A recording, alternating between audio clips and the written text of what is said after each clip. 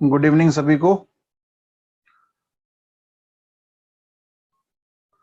Core का घनत्व 13 के आसपास, ठीक है।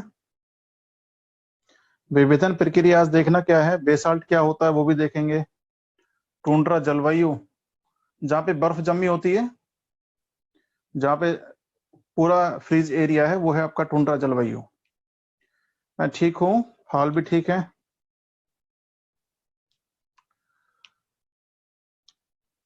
Good evening Neha ji.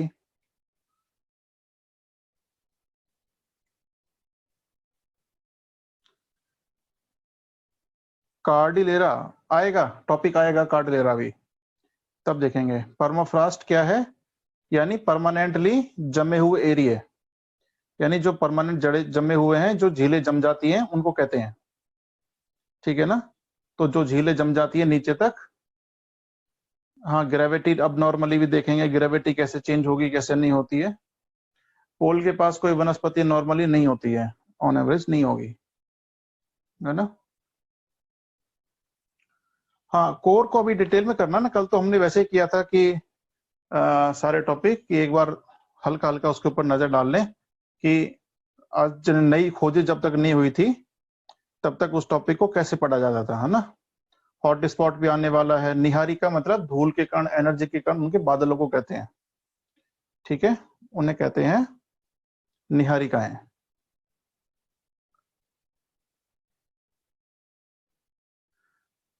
Volume और मास, वॉल्यूम होता है आयतन, आयतन यानी उसका पूरा, यानी कि वो दिखता कैसा है ना। पानी को अगर जग में डालेंगे तो उसकी तरह हो जाएगा, तो उसका आयतन हुआ। और मास मतलब उसका वेट, घनत्व, ठीक है, घनत्व। पेंगुइन पोलर एरिया में है।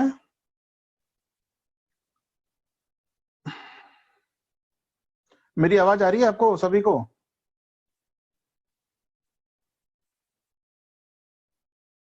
ओके ओके ठीक है। मौसम और जलवायु में क्या डिफरेंस है? मौसम यानी पर डे का हो सकता है या छोटे टाइम का होगा, ठीक है। और जलवायु होती है लंबे टाइम की, जो मौसम संबंधी घटनाएं होती है उन्हें जलवायु कहते हैं। जेट स्ट्रीम जो करवाने वाले थे, जेट स्ट्रीम का ओरिजिन और वो आपके सिलेबस में नहीं है। जेट स्ट्रीम का संबंध दो जगह आपके है, एक तो है शीतोष्ण कटिबंधीय चक्रवातों में और एक है मानसून में, वहां पे मैंने उसको कवर कर लिया है, ठीक है। एनुअल ग्लोब टेम्परेचर, एनुअल यानी साल, साल भर का, ठीक है, साल भर का टेम्परेचर ग्लोब पर, औसत। हम्म, और कोई क्वेश्चन आपका अभी तक? सारे लोग आ गए हैं अभी? 89। क्या सियाल, सीमा, निफे, निफे ही क्रस्ट मेंटल कोर हैं?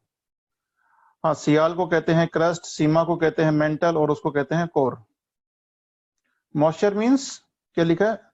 हाउ टू मेजर इट, किसको मेजर करना है? हम्म, किसको मेजर करें? एनुअल ग्लोब का टेम्परेचर पूरे वर्ल्ड का अपना है 15 डिग्री सेंटीग्रेड, ठीक है।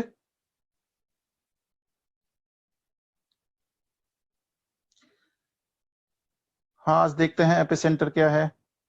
गुड इवनिंग बिंदु जी। ऊपर किसी ने कुछ क्वेश्चन पूछे हैं क्या?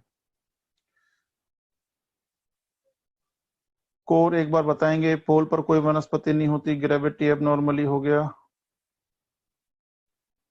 गहराई पे जाने पे जो टेम्परेचर इंक्रीज होता है उसका रेशो इक्वल होता है क्या? नहीं, अंदर गहराई में नहीं होता, अपर लेयर में होता है। गहराई में ज्यादा तेजी से बढ़ेगा।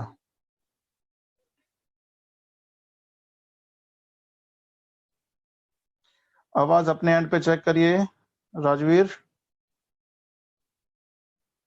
वाटर वेपर सोर्स क्या लिखा है आपने? वाटर वेपर सोर्स क्या लिखा है आपने? सोर्स देखो, आप चेक करिए। मोहन आपने क्या लिखा है? सियाल, सीमा, निफे का क्लासिफिकेशन किसने किया? Edward Suez.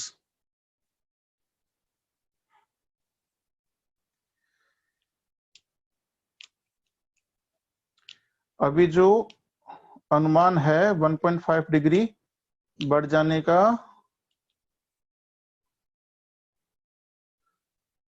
ये 1.5 जो आप कर रहे हैं ना, आईपीसीसी की रिपोर्ट है 2017। आईपीसीसी की रिपोर्ट में कहा गया था कि एनुअल टेम्परेचर एटमॉस्फेयर का बढ़ा है, अर्थ का नहीं। ग्लोब का टेम्परेचर जो आप बात कर रहे हैं वो एटमॉस्फेयर का टेम्परेचर है, ठीक है ना, पृथ्वी का नहीं है। पृथ्वी के वायुमंडल का तापमान है वो। बिग बैंग थ्योरी को 3 स्टेप में अगर आप देखेंगे तो देखो, जो कहानी मैंने आपको सुनाई उतनी बड़ी कहानी आपको मिलेगी नहीं नॉर्मली। तो शॉर्ट में समझने के लिए क्या करना है आपको, कि हमारा अर्थ एक छोटी बॉल की तरह था, इसमें ग्रेविटी ज्यादा थी, तो सभी चीज अंदर की तरफ जाने लगी, इसका घनत्व बढ़ने लगा और ये ब्लास्ट कर गया। ब्लास्ट कर गया तो छोटे छोटे पार्टिकल पूरे एटमॉस्फेयर में फैल गए, ठीक है। और कंटिन्यू हमारा ब्रह्मांड एक्सपेंशन करता जा रहा है। अब ये प्लाज्मा कंडीशन में है। इस प्लाज्मा कंडीशन के अंदर फोटॉन्स नहीं बनते हैं। फोटॉन्स कब बनेंगे? फोटॉन्स होते हैं एनर्जी के पैकेट, लेकिन जो ये प्लाज्मा है इसके अंदर प्रोटॉन और न्यूट्रॉन है। इन दोनों से क्या बनेगी? अपना हाइड्रोजन, हाइड्रोजन से चेंज होगा हीलियम, हीलियम से कन्वर्ट होगी तो एनर्जी आएगी। और सन में आज एनर्जी हमारे पास है, ठीक है ना।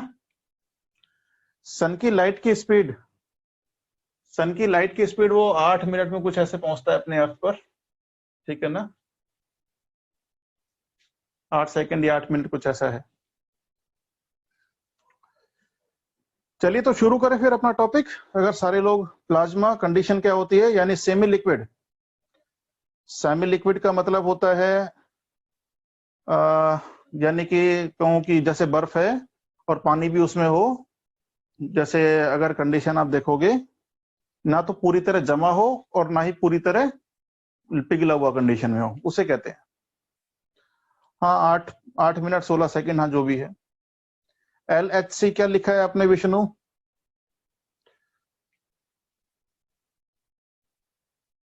यूनिवर्स का एक्सपेंशन किसमें हो रहा है? अब ऊपर तो किसने जाके देखा है कहां हो रहा है? ब्रह्मांड बहुत बड़ा है अभी, ठीक है ना। डिसकॉन्टिन्यूटी क्या होती है ये आज देखेंगे। डिसकॉन्टिन्यूटी कहते हैं असंबद्धता, ठीक है। तो आई थिंक अपन को शुरू करते हैं टॉपिक। LHC प्रोजेक्ट, अभी तो मैंने इसका देखा नहीं है, कल देख के बता देंगे व्हाट इज LHC प्रोजेक्ट। अगर इसके फुल फॉर्म आपके पास है तो मुझे एक बार फुल फॉर्म बता दीजिए ताकि मैं इसको कहीं से कनेक्ट कर पाऊं। मैग्मा को प्लाज्मा का एग्जाम्पल मान सकते हैं? नहीं, ठीक है, नहीं। ब्लैक होल को एक बार फिर से बता दीजिए। ब्लैक होल मतलब जिसमें हाईएस्ट ग्रेविटी हो, हाईएस्ट उसमें अंदर टेम्परेचर हो, यानी इसमें ग्रेविटी ज्यादा होनी चाहिए, घनत्व भी ज्यादा हो और ग्रेविटी भी ज्यादा हो, ताकि इसमें सारी चीज आके इसमें समा जाए और यहां से प्रकाश भी बाहर ना आए, ठीक है। उसे कहते हैं ब्लैक होल। लार्ज हाइड्रोजन कोलाइजर देखेंगे इसका, ठीक है। हालांकि इसका संबंध से केमिस्ट्री वगैरह किसी से होगा, तो देखते हैं इसका, ठीक है। हाइड्रोजन कोलाइजर क्या है?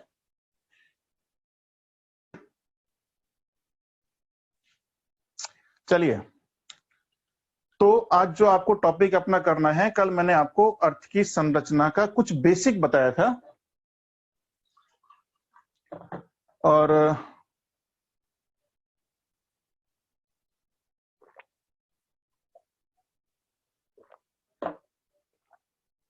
चलिए, तो मैंने कुछ बेसिक्स आपको बताए थे, ठीक है। तो बेसिक्स में मैंने क्या बताया था? 3 लेयर है हमारी अर्थ की, और तीनों लेयर में क्या क्या चीजें हैं? अपना क्रस्ट, मेंटल एंड कोर। हाँ, LHC जो आप बता रहे हैं शायद वो हो सकता है, अभी कुछ यूरोपियंस कुछ रिसर्च कर रहे थे उसके ऊपर, हाँ देख लेंगे तो उसका डिटेल मिल जाएगी, ठीक है। चलिए, तो अपने 2-4 लोग अपना कैमरा वैमरा ऑन कर लीजिए भाई। सभी सोए हुए हैं, ऐसा लगना चाहिए कि कोई ना कोई तो मेरे सामने है।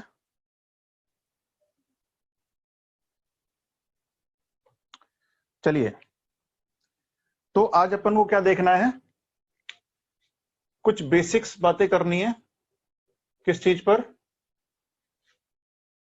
भूकंप पर, ठीक है। और इसके बेसिस पर हम कैसे जाएंगे, हमने जो सबसे स्टार्टिंग में जब तक भूकंप की हमने खोज नहीं की थी, भूकंप की तरंगों को नहीं पढ़ा था, तब तक हम उसको 3 लेयर का ही मानते थे, है ना, बेसिकली। और ज्यादा कुछ नॉलेज हमें उसकी नहीं थी। इसे कहते थे सियाल, इसे कहते थे सीमा, और इसे कहते थे निफे, ठीक है। लेकिन बाद में भूकंप की जानकारी मिली हमें और हमने आगे इसकी स्टडी करी, तो हमें और पता लगा कि और अर्थ के अंदर कुछ लेयर्स हैं, कैसी कंडीशन है अंदर की, क्या उसमें हो सकता है, ठीक है। तो सबसे पहले आज भूकंप पर कुछ चीजें समझ लीजिए, बेसिक्स समझेंगे। भूकंप का आगे जो रिलेवेंस है वो आगे तक चलता रहेगा आपका प्लेट टेक्टोनिक्स में और भूकंपों के आने में, है ना, काफी सारी चीजें हैं। तो आज इसका कुछ बेसिक्स पार्ट समझते हैं अपन। अच्छा देखो, मैं कई बार इसलिए डर जाता हूं कि मेरी आदत है डेप्थ में उतरने की, और जब आप लोगों की तरफ से कोई रेस्पॉन्स वगैरह ऐसे नहीं मिलते तो फिर मैं डेप्थ में उतरने से थोड़ा डरता हूं। फिर सोचते हैं टॉपिक को थोड़ा ऊपर ऊपर से कवर कर लेते हैं, ठीक है। तो आप लोग थोड़ा धैर्य बनाए रखें, हम लोग टॉपिक को डेप्थ में जाके खोद के लेके आएंगे। बात समझ में आया आपको? तो जो लोग, हो सकता है कि आप में से कोई ऐसा है कि जो अंडर ग्रेजुएशन है, कोई ऐसा है कि जो ग्रेजुएशन कर रहा है आप में से? ओके, संदीप, बहुत सारे लोग हैं, चलिए वेरी गुड। डेप्थ में तो जाना ही है। कितने लोग ऐसे जिनकी पीजी हो गई है? देखो, यूपीएससी एग्जाम की एक खासियत है। खासियत क्या है कि यहाँ पे पीएचडी करे हुए लोग, पीजी करे हुए लोग, ग्रेजुएशन करे हुए लोग और 12th किया हुआ बच्चा सब एक लाइन पे खड़े हैं, है ना। क्योंकि जो स्कूलों में हमने पढ़ा है ना, कॉलेजों में पढ़ा है, वो हमारे कुछ काम नहीं आता। सबसे बड़ी खूबसूरती यही है।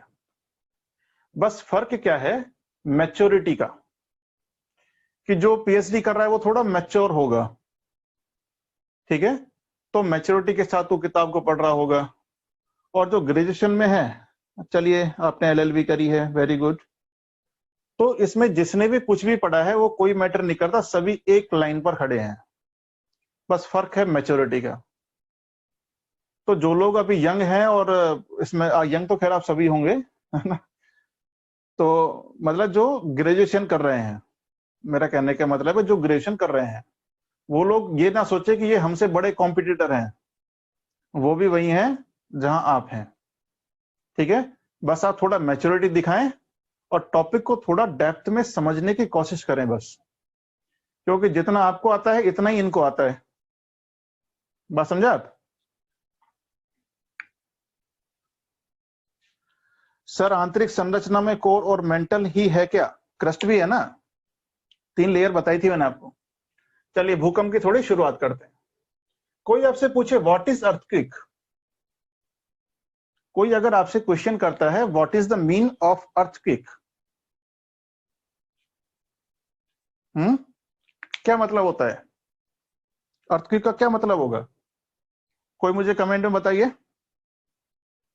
प्लेट्स तो अभी पढ़ी नहीं है आपने, जरूरी है प्लेट्स की वजह से आएगा? आंतरिक प्लेटों का, है ना, प्लेट प्लेट आ रही है आपके यहां से, भूमि का हिलना, वेव के कारण। चलिए देखिए, आंतरिक शक्तियां 2 तरह की होती है, एक होती है आकस्मिक और एक होती है दीर्घकालिक।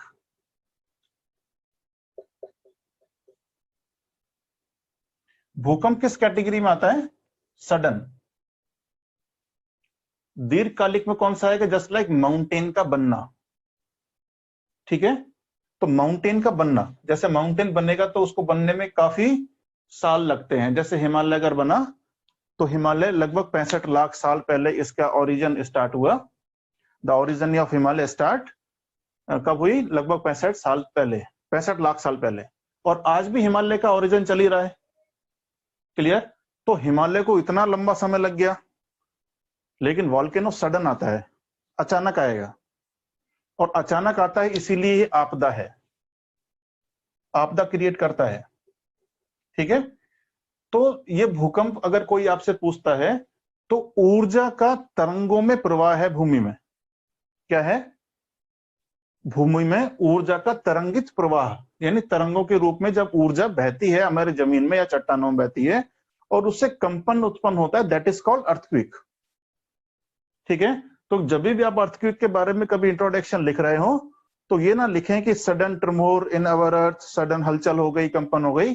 उसमें सीधा लिखें कि ऊर्जा का तरंगों के रूप में प्रवाह है चट्टानों में, जिससे कंपन उत्पन्न होती है, उसे क्या कहते हैं? भूकंप कहते हैं। ठीक है? डेफिनेशन लिख लीजिए आप लोग, लिखिए। भूकंप, भूकंप क्रस्ट में, भूकंप क्रस्ट में ऊर्जा का तरंगों के रूप में प्रवाह होता है। ऊर्जा का तरंगों के रूप में प्रवाह होता है,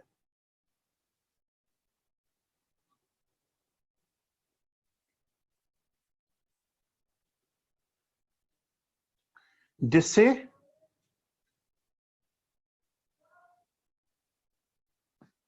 पहले जब छोटे थे तो बड़े लोग बताते थे कि अर्थ बेल, क्या लिखा आपने? आपने एक साइन पर टिकी हुई है।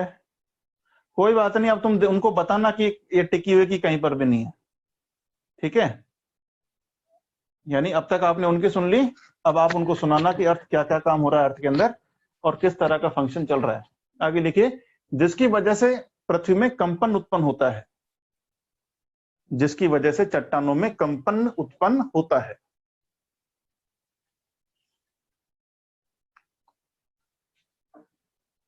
जो कि आकस्मिक,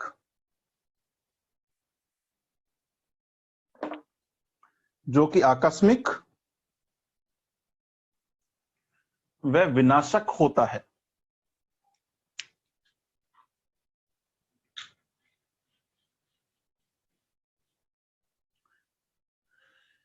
अब थोड़ा ध्यान से देखिए। जैसे मानिए मैंने एक चट्टान बनाई और इस चट्टान पर एक साइड प्रेशर ज्यादा है और दूसरी साइड है प्रेशर कम। ठीक? और इसके नीचे कल मैंने आपको बताया था क्या है? लावा तो भरा ही हुआ है। कल मैंने दुर्बलता मंडल की आपको बातें बताई थी।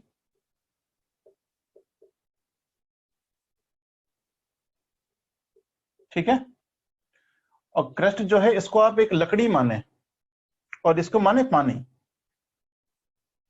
तो जब इस लकड़ी पर एक साइड ज्यादा प्रेशर लगेगा तो ये लकड़ी पे एक दिन क्या पड़ेगा? क्रैक पड़ जाएगा। बस समझे आप? और क्रैक पड़ेगा तो ये यहां से टूटेगी और टूट कर ये कहां जाएगी? पानी में जाएगी। आपने एक लकड़ी को पानी में फेंका तो एक बार तो वो लकड़ी पानी में जाएगी, लेकिन पानी में क्या लगता है? उत्प्लावन बल। क्योंकि जो चीज हल्की होगी और ज्यादा घनत्व की चीज में डुबोई जाएगी तो वो उत्प्लावन बल की वजह से उसको उठा के ऊपर फेंकेगा। क्लियर? तो ये क्या होगी? प्लेट टूटेगी एक बार पानी में और ऐसे हिलती रहेगी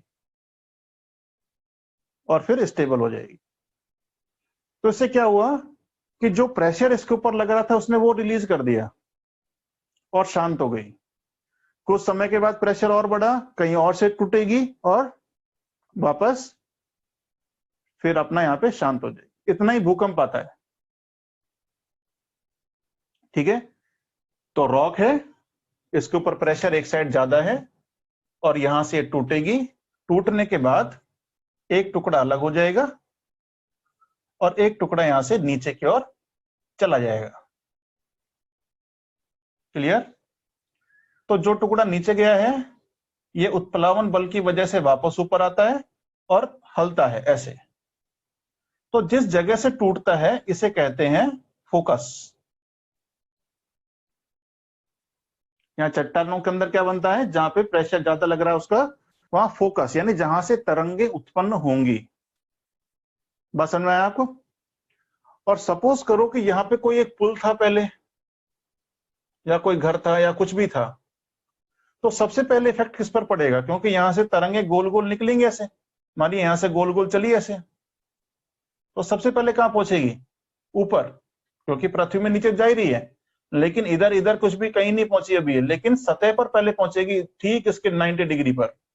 तो जो भी इसके ऊपर होगा यहां पर क्या बनेगा? अधिकेंद्र। फोकस जहां से भूकंप की तरंगे उत्पन्न होती हैं। क्लियर? यहां जहां से फोकस बना है इस एरिया से दो तरंगे निकलेंगी, एक P और दूसरी S। बात समझ में आया आपको? और जहां पर सबसे पहले पहुंचता है या जो भी इफेक्ट आपको ऊपर करेगा सतह पर, यहां क्या कहलाता है? अधिकेंद्र। और अधिकेंद्र पर P और S दोनों ही तरंगे पहुंचती हैं। दोनों तरंगे जब पहुंचेंगी तो इन्हें कहा जाता है लॉन्ग वेव्स। तो उसको हम L से रिप्रेजेंट करते हैं। ठीक है? लॉन्ग वेव्स यानी दीर्घ तरंगे, तो उनसे L से रिप्रेजेंट करते हैं। तो L तरंग कहां से ओरिजिन होगी? अधिकेंद्र से। कई बार कुछ बुक्स में लिख दिया जाता है कि फोकस से 3 तरह की तरंगें निकलती हैं, लेकिन वास्तव में 3 तरह की तरंगें नहीं निकलती फोकस से। फोकस से निकलती हैं 2 प्रकार की तरंगे और एपिसेंटर से निकलती है एक तरंग। अब आप जानते हैं कि ऊपर कौन सी तरंगे पहुंची हैं? P और S। तो L में दोनों तरह की विशेषताएं होती हैं, एक को कहते हैं रिगोलिथ और एक को लव वेव्स। ठीक है? तो इसके ऊपर बाद में बात करेंगे। लव आप जानते हैं आज के दौर में सबसे डेंजरस चीज है, ठीक है ना? तो लव तरंगे सबसे खतरनाक तरंगे होती हैं। बात समझ में आया आपको? तो अब यहां से थोड़ा नोट करिए आप।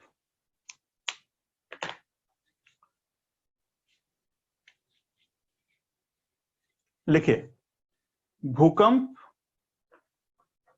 भूकंपीय तरंगे जहां से उत्पन्न होती हैं,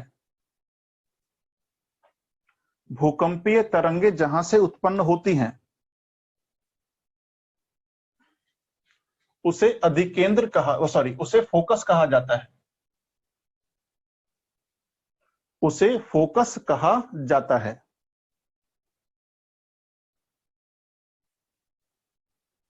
भूकंपीय तरंगे जहां से उत्पन्न होती हैं उन्हें फोकस कहा जाता है।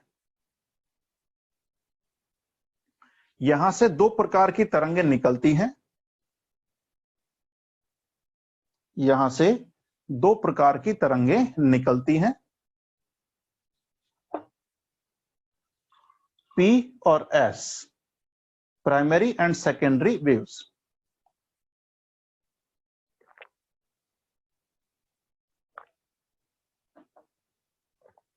P और S तरंगे।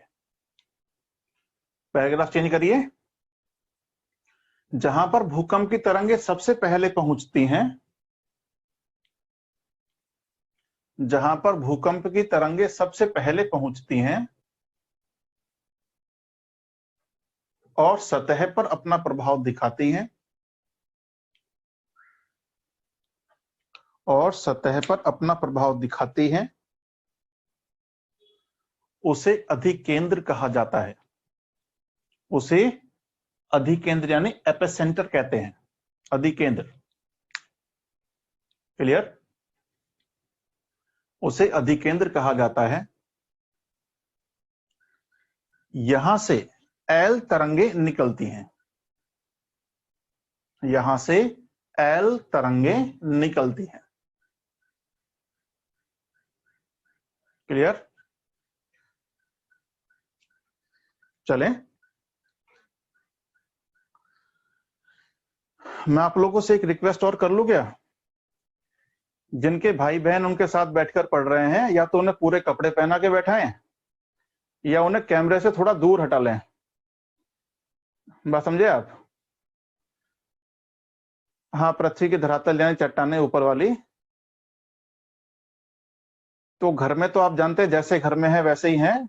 अगर मैं भी घर के कपड़ों में पढ़ाने शुरू कर दूं, है ना, तो क्वालिटी पे तो कोई फर्क नहीं आएगा, लेकिन थोड़ा सही नहीं लगता। क्योंकि अगर आपका कैमरा ऑन है तो बाकी लोग भी आप देख रहे हैं, मुझे तो दिखता रहे, कोई दिक्कत नहीं है। ठीक है भाई, चलिए, हो गया यहां तक। यहीं पे नोट करिए, एल तरंगों में पी और एस दोनों प्रकार की विशेषताएं पाई जाती हैं। एल तरंगों में पी और एस दोनों प्रकार की विशेषताएं पाई जाती हैं।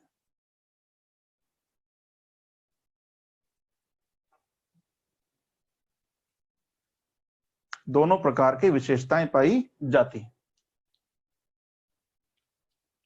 ठीक है, तो आप डालिए नंबर फर्स्ट, पी तरंगे, इन्हें कहते हैं प्राइमरी वेव्स या प्राथमिक तरंगे।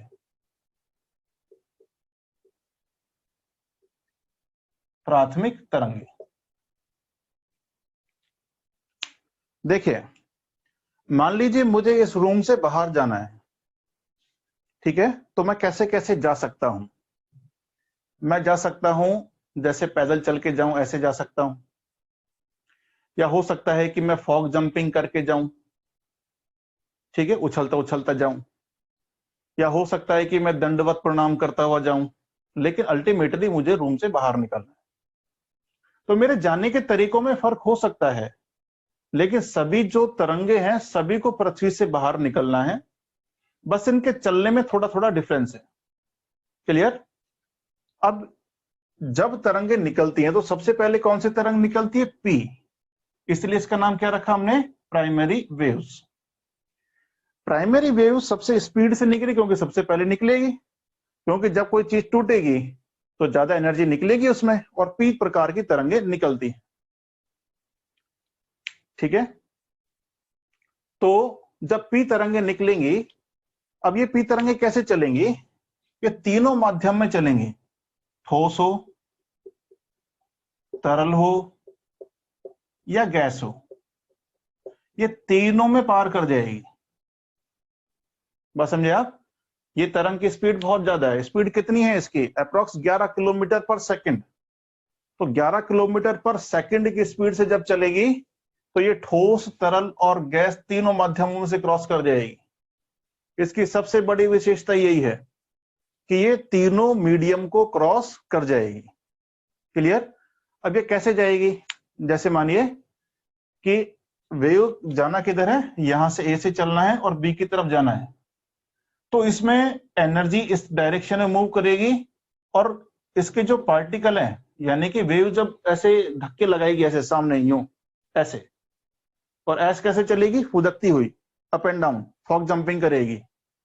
ठीक है, यानी आपको अगर पी की समझनी है, पी कैसे चलेगी, तो पी धक्के लगाती हुई चलेगी आगे वाले को, और एस कैसे चलेगी? जंपिंग लगाते हुए चलेगी। तो अगर इसको जाना है तो दोनों का मूवमेंट एक डायरेक्शन में होगा, एनर्जी का भी और वेव का भी। तो ये कैसे चल रही है? ऐसे धक्के लगा रही है। आपने देखा वो एक बारिश में कीड़ा निकलता है, ऐसे कहते हैं केंचुआ, देखा है क्या? देखा है कि नहीं? तो केंचुआ आपने अगर देखा होगा, हाँ वही बिल्कुल नॉनवेज वाला, नॉनवेज क्या कहते हैं उसे? नूडल्स, है ना, नॉनवेज नूडल्स। तो वो कैसे चलता है? स्प्रिंग की तरह से, है ना, थोड़ा इकट्ठा होगा फिर लंबा हो जाएगा फिर चलेगा, इस तरह से। सेम उसी तरह से क्या चलेगी? पी तरंगे। स्पीड सबसे ज्यादा है और तीनों माध्यमों में से क्रॉस कर जाएगी। ठीक है, चलिए तो लिखिए इसके बारे में। शॉर्ट में लिखना, ज्यादा पैराग्राफ मत लगाना, पॉइंट में लिखना, पॉइंट्स में लिखिए। भूकंप के दौरान सबसे पहले निकलती हैं। भूकंप के दौरान सबसे पहले निकलती हैं।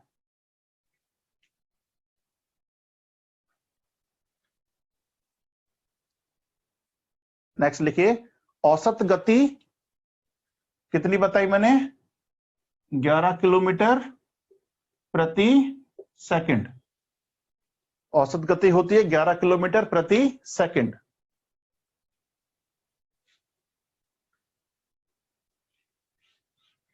आगे लिखिए, ये तीनों माध्यमों में से क्रॉस हो जाती हैं, ये तीनों माध्यमों में से पार हो जाती है, परंतु इनकी सर्वाधिक गति, परंतु इनकी सर्वाधिक गति ठोस में होती है।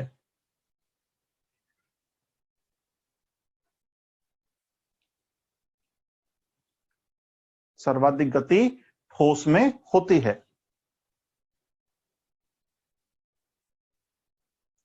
घनत्व के बढ़ने के साथ साथ इनकी गति बढ़ती जाती है। घनत्व के बढ़ने के साथ साथ इनकी गति बढ़ती जाती है। एक स्टार पॉइंट डालिए। ऊर्जा के कण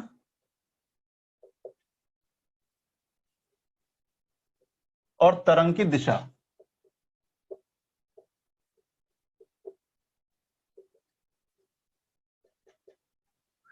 एक ही डायरेक्शन में आगे चलेंगे दोनों। ऊर्जा के कण तरंगों की दिशा में आगे बढ़ते हैं। ऊर्जा के कण तरंगों की दिशा में आगे बढ़ते हैं। ब्रैकेट में डाल लीजिए धक्के देते हुए, है ना, याद रहेगा।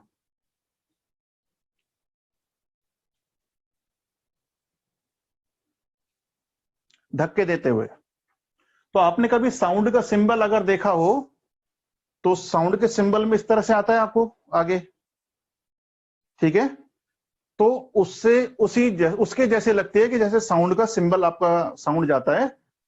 साउंड वेव कैसा चलती है वैसे इसको साउंड वेव नहीं कहते, दिखने के अकॉर्डिंग कहते हैं, ठीक है।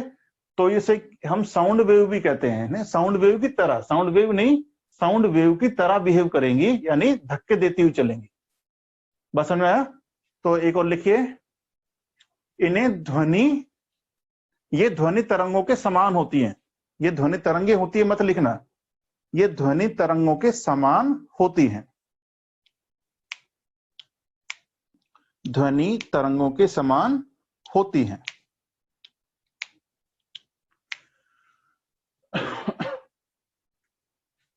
ठीक है, नंबर सेकंड आइए, एस तरंगे। एस तरंगे,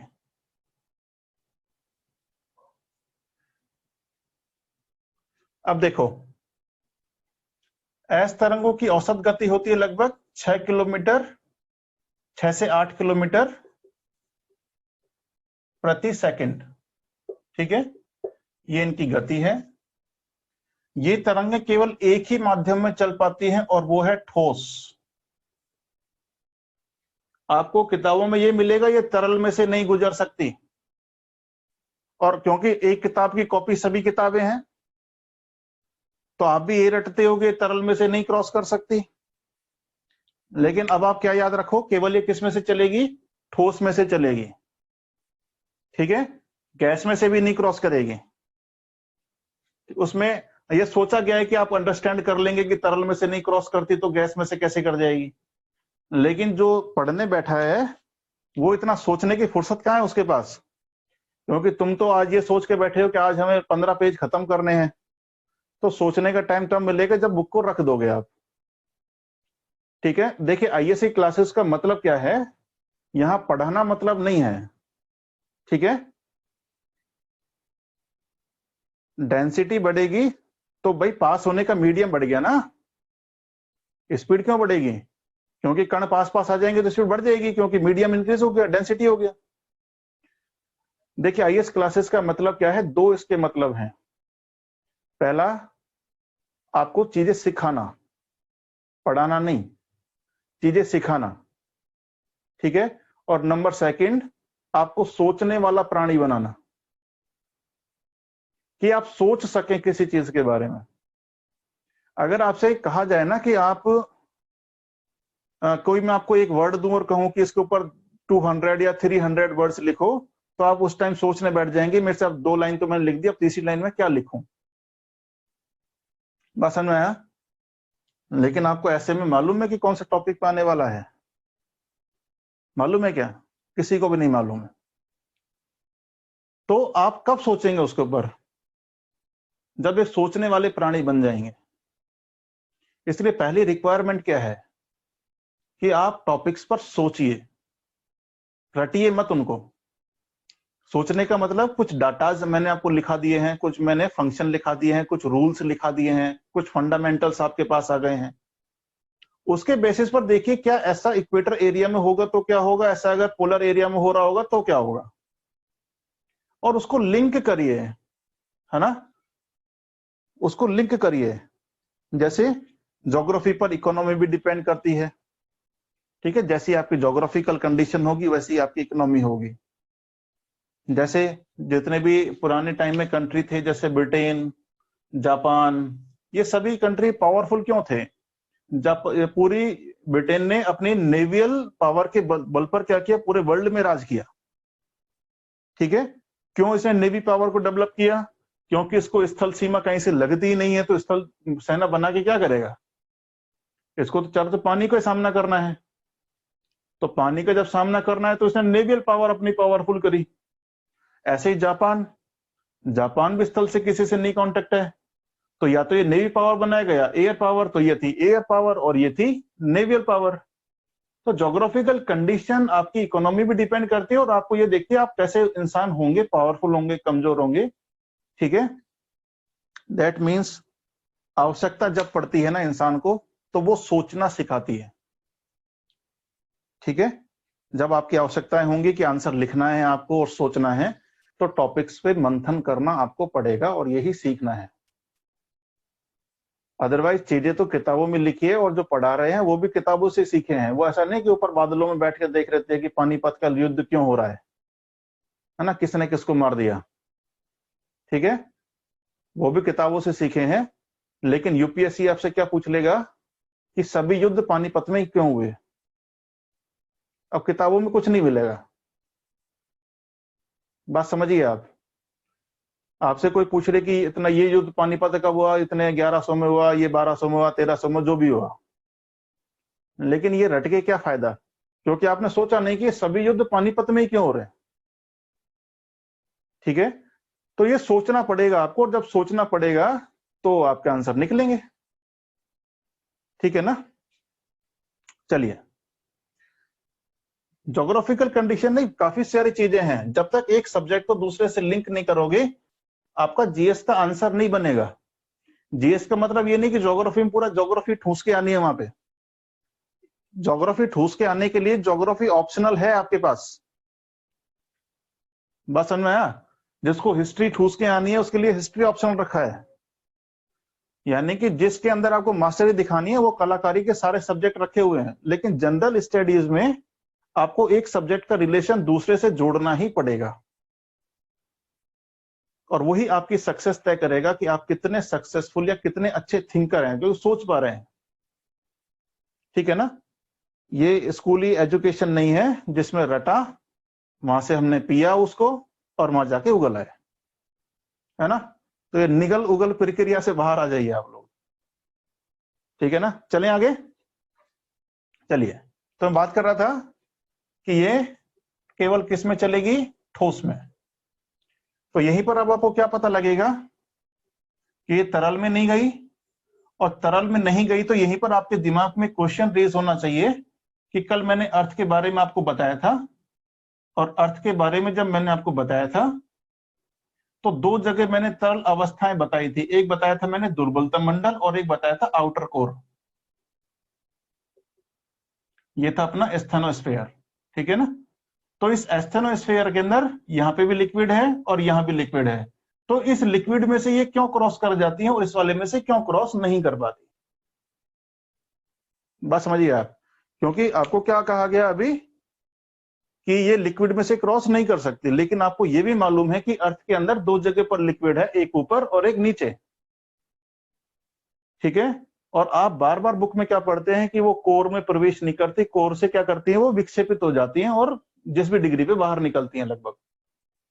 लेकिन आपके दिमाग में कभी ये क्वेश्चन आया कि वो दुर्बलतम मंडल से क्यों क्रॉस कर गई? नहीं आएगा, क्योंकि वो बुक में है ही नहीं।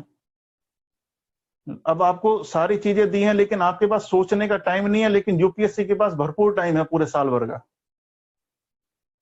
ठीक है। और वो क्वेश्चन बनाएगा और आपको मजबूरी में उसका आंसर या तो सही तुक्का लग गया तो वरना छोड़ना पड़ेगा, ठीक है। तो बात इन्हीं पे की जाएगी अपनी। तो ये केवल ठोस में से क्रॉस होती हैं। औसत गति लिख लीजिए इनकी, लगभग क्या लिखा आपने, 6 से 8 किलोमीटर पर सेकेंड। और लिखिए ये कैसे चलेगी, अब ये चलेगी जंप करती हुई, ऐसे ऐसे चलेगी। यानी तरंग को जाना है ए से बी पर, तो जिस दिशा में डायरेक्शन होगी उसके 90 डिग्री पर अणु एनर्जी का क्या हो रहा होगा, ऊर्जा के कण इसके समकोण पर जा रहे होंगे, लेकिन कण को कहां जाना है, उस डायरेक्शन में जाना है। तो ऊर्जा के कण तरंग की दिशा के समकोण पर मूवमेंट करते हैं, ठीक है। लिखिए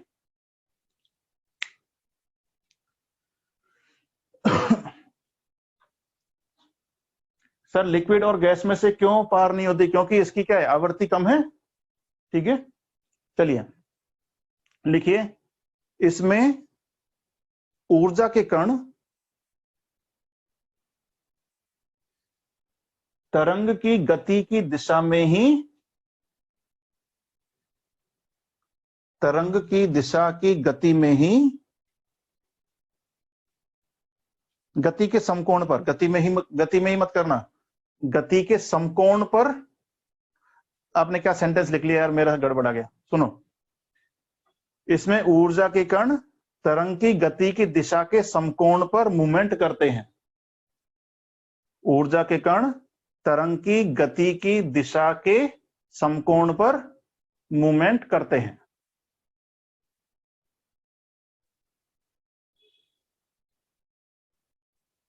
बात समझ गए आप। अब देखिए, मैंने आपको बताया था कि प्रकाश की जो तरंगे होती हैं वो कैसे करती हैं, सुरंग और गर्त बनाती हैं। बताया था कि आपको मैंने, जब सन की लाइट हम पढ़ रहे थे, हाँ? पढ़ा था क्या। इसमें गर्त बनते हैं, सुरंग बनते हैं। और मैंने आपको ये भी बताया था, दो सुरंगों के बीच में या दो गर्तों के बीच में जो दूरी होती है उसको तरंग दैर्ध्य कहते हैं या वेवलेंथ कहते हैं। बात करी थी अपन लोगों ने, यस वेरी गुड। तो अब ये भी कैसे चल रही है, समकोण पर। तो ये प्रकाश के तरंगों की तरह बिहेव करेगी, उसी की तरह काम कर रही है ये, इसीलिए इसको क्या कहते हैं, प्रकाश की तरंगों के समान होती है तरंगे, ठीक है। लिखिए, ये प्रकाश की तरंगों के समान होती हैं। लास्ट सेंटेंस दोबारा बोली, लास्ट में क्या बोला था मैंने, तरंगों की दिशा के समकोण पर मूवमेंट करती हैं। आगे लिखिए, ये प्रकाश की तरंगों के समान होती हैं।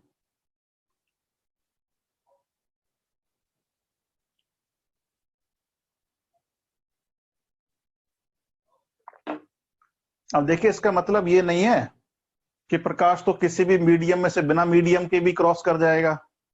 तो ये तो किस मीडियम में क्रॉस नहीं करी, तरल और गैस किसी में क्रॉस नहीं करी, उसके बेसिस पर नहीं करे, हम इसके चलने के आधार पर कह रहे हैं ये कैसे चल रही है। क्लियर। आगे लिखिए, एल तरंगे।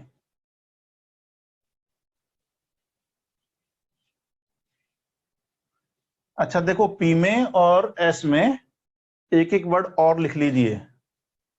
उसको क्या कहते हैं, पी को कहते हैं संपीडनात्मक,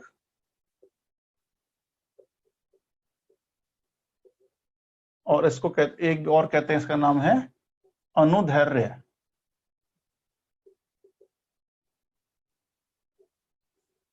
तरंगे, ठीक है।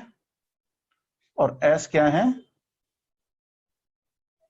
अनुप्रस्थ तरंगे।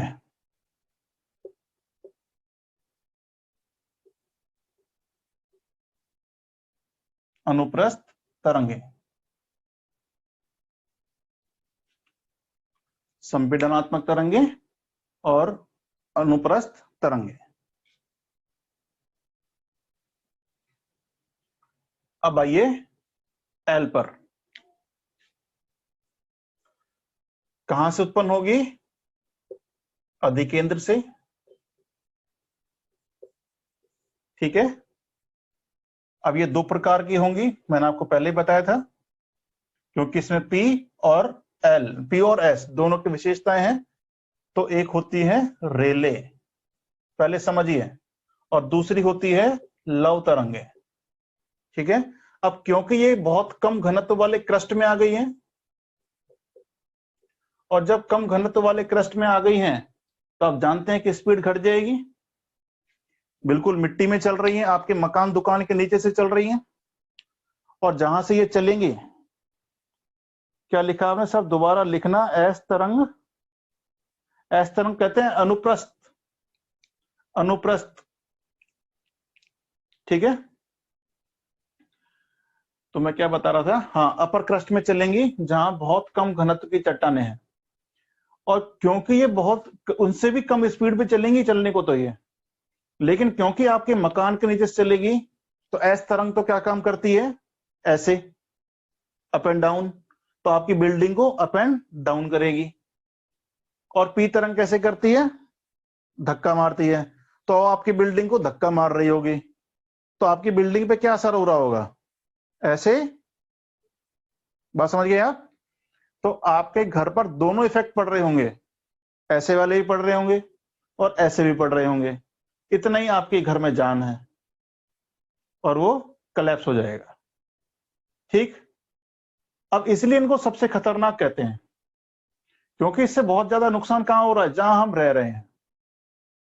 जैसे आप पढ़ रहे कि डिजास्टर किसे कहते हैं, तो डिजास्टर क्या है, या संकट क्या है, आपदा, और उसे संकट और आपदा में क्या डिफरेंस है। संकट क्या है, मान लीजिए जैसे एक अर्थक्वेक है, वो आया, लेकिन वो कहां पर आया, किसी वीरान एरिया में आया जहां पर कोई भी नहीं रहता, तो उससे आपकी सेहत पे कोई फर्क पड़ेगा, नहीं पड़ेगा। ठीक है ना। जैसे मान लीजिए एक अर्थक्वेक आया अंटार्कटिका में, तो उससे आपके सेहत पे कोई फर्क पड़ने वाला है क्या, नहीं पड़ेगा, तो एक संकट है। लेकिन लेकिन अगर यहां पे जनसंख्या रहती है मान लीजिए, और उस जनसंख्या वाले किसी आइलैंड पर या किसी कंट्री में या कोस्टल एरिया में कोई अर्थक्वेक आ गया, और उससे बहुत मास स्केल में पॉपुलेशन इफेक्ट हो गई, तो मास स्केल में जब इफेक्ट होगी तो उसे क्या कहेंगे, आपदा। तो what is the difference between disaster and उसे संकट को कुछ इंग्लिश में बोलते हैं, क्या कहते हैं, कोई अभी वर्ड मुझसे स्किप हो रहा है, क्या लिखा आपने सर, जब तरंग दुर्बलता मंडल से कैसे, अरे तो भाई मैंने बताया तो सही, बताऊंगा मैं यार, अंकुश, अनुप्रस्थ तरंग को क्या कहते हैं, उसको तो कंप्रेशनल वेव कहते हैं, अनुदैर्ध्य, इंग्लिश वर्ड बता दूंगा, अभी माइंड में नहीं आ रहा है। ठीक है। क्षैतिज काट है ना, अनुप्रस्थ काट मतलब क्षैतिज काट। चलिए लिखिए अब, एल तरंगे, एल तरंगे ऊपरी क्रस्ट में चलती हैं, एल तरंगे ऊपरी क्रस्ट में चलती हैं। क्षैतिज बोल तो दिया उनको, क्रॉस सेक्शन को क्षैतिज। एल तरंगे ऊपरी क्रस्ट में चलती हैं, ये दो प्रकार की होती हैं, दो प्रकार की होती हैं, रेले और लव।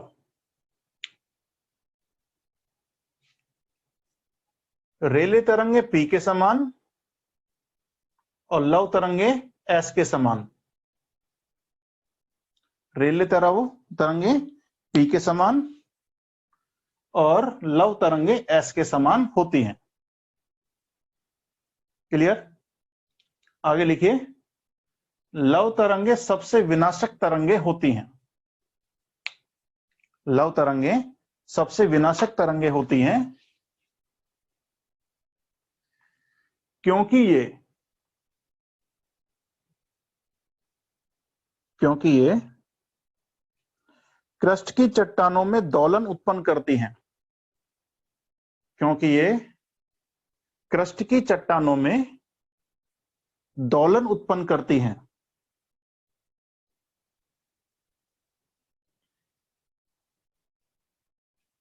जय राम जी, सैनी जी, अभी इतना आगे मत चलिए। अभी वहां पर वहां तक पहुंचते पहुंचते तो हमें ये क्लास खत्म करनी पड़ जाएगी। 105 से 145 डिग्री और 140 डिग्री जो आप बात कर रहे हो, वहां तक पहुंचते पहुंचते तो दोलन मतलब अप एंड डाउन, अब ये क्लास ही खत्म करनी पड़ जाएगी। हो सकता है कि अपन वहां तक कल ही पहुंचे हैं। पहले ये तो देख लो कि अर्थ के अंदर क्या क्या हो रहा है, कैसे कैसे बनी है, ठीक है ना। अभी तो अपन ने तरंगों की विशेषताएं पढ़ी हैं, अभी अर्थ में भी जाएंगे, वहां भी देखेंगे क्या हो रहा है, एस का छाया क्षेत्र कौन सा है, पी का छाया क्षेत्र कौन सा है, और कंबाइंड कहां तक है, ठीक है ना। क्या लिखा है आपने? अच्छा, लज्जाराम, ठीक है, हाँ लज्जाराम, कोई बात नहीं। चलिए, लास्ट सेंटेंस क्या बोला मैंने? ये दोलन उत्पन्न करती है, दोलन यानी अप एंड डाउन, है ना, दोलन, है ना, दोलन उत्पन्न करती हैं।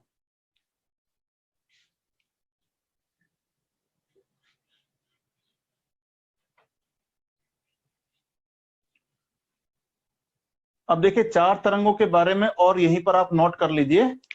कौन कौन सी? P star, S star, P G और एस जी, ठीक है। ये तरंगे कौन सी हैं? ये भूकंपीय तरंगों के बाद में कुछ हमारे ज्योग्राफर थे, उन्होंने अध्ययन किया, जस्ट लाइक कॉनार्ड, ठीक है। उन्होंने ऑस्ट्रेलिया के अंदर इनको ढूंढा, तो इन तरंगों की कुछ विशेषताएं पाई जाती हैं, ठीक है। क्या क्या है? ये 9 किलोमीटर पर सेकंड, ये 6 किलोमीटर पर सेकंड, 9 किलोमीटर, 6 किलोमीटर, ये अप्रोक्स चलती है 5 किलोमीटर पर सेकंड, और ये चलती है लगभग 3 किलोमीटर पर सेकंड, ठीक है।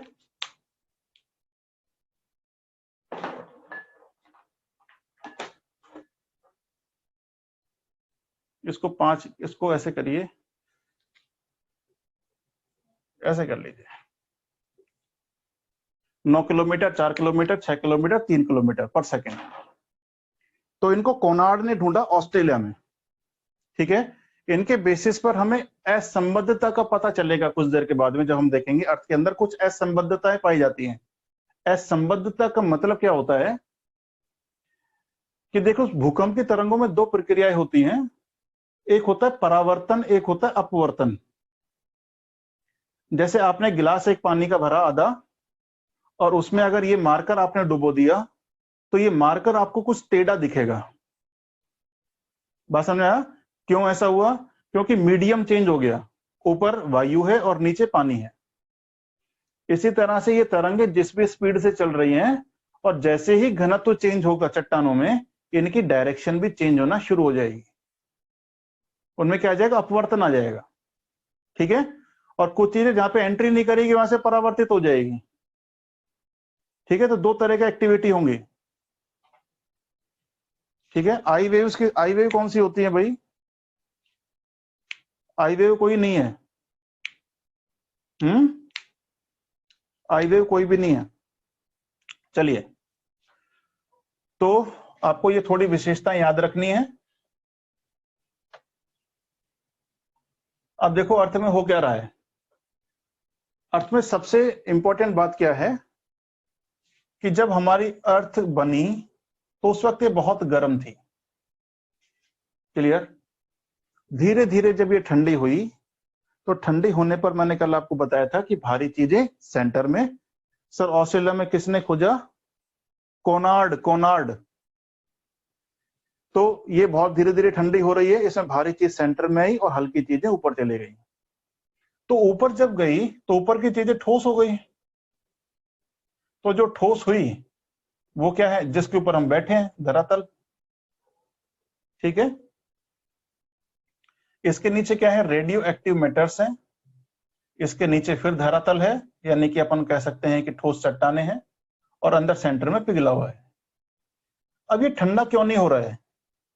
जैसे आपने सर्दी वाले एरिया में, ठंडे एरियाज में कभी आपने किसी झील को देखा हो, तो उस झील के अंदर देखा होगा ऊपर से जम गई है, लेकिन अगर वहां से गड्ढा खोदेंगे तो नीचे पानी निकलेगा और वहां से मछलियां पकड़ लेंगे। ठीक है, कभी आपने अगर देखा हो या टीवी में देखा हो तो झीलें जम जाती हैं, इनका ऊपरी लेवल जमता है, कभी पूरी झील नहीं जमती। ऐसा क्यों नहीं हुआ कि वो पूरी नहीं जमी? कोई बताएगा ऐसा क्यों होता है कि केवल अपर लेयर ही जमती है, नीचे की लेयर नहीं जमी?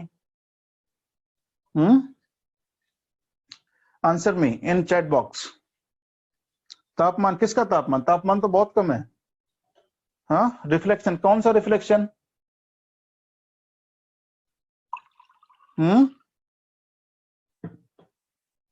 कौन सा रिफ्लेक्शन?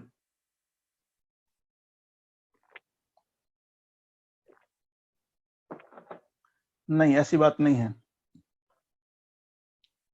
भाई। सन का अगर एब्जॉर्व कर लेगा तो पिघल ही जाएगी ना वो तो सारी। मैं जमने की बात कर रहा हूं, पिघलने की नहीं। नहीं, ऐसा नहीं है। चलिए मैं बताता हूं, बहुत सिंपल सी बात है। Rocks and ice are the bad conductor of heat. ठीक है ना? बर्फ और चट्टानें ऊष्मा की कुचालक होती हैं। अब अगर ऊपर बर्फ जम गई है तो उसने ऊपर का एटमॉस्फेयर अलग कर दिया, नीचे का अलग कर दिया, तो अब ऊष्मा का आदान प्रदान रुक गया ना। तो नीचे के पानी का अब एनर्जी का खोना रोक देगी बर्फ। बात समझ में आया आपको? तो नीचे जो पानी है वो पानी की तरह रहेगा, ऊपर बर्फ रहेगी। बाहर आप -40 डिग्री कर दो, कोई दिक्कत नहीं है। लेकिन एक लेयर बनी बर्फ की, और बर्फ and rocks are the bad conductor of heat, ऊष्मा की कुचालक होती है। ठीक है ना? संवहन नहीं होती कैसे? तो संवहन कैसे होगी? बर्फ में कैसे संवहन करोगे? पानी में तो संवहन हो सकता है, लेकिन बर्फ में कैसे करोगे? हाँ? पानी से हल्की होती है बर्फ। कभी आपने बर्फ डाल के पिए पानी में? पानी से हल्की होती है। ठीक है ना? सन की लाइट ज्यादा अंदर नहीं जाती। सन की लाइट कैसे जाएगी अंदर? तो रॉक ऊपर आ गई ना, चट्टाने बन गई बर्फ की।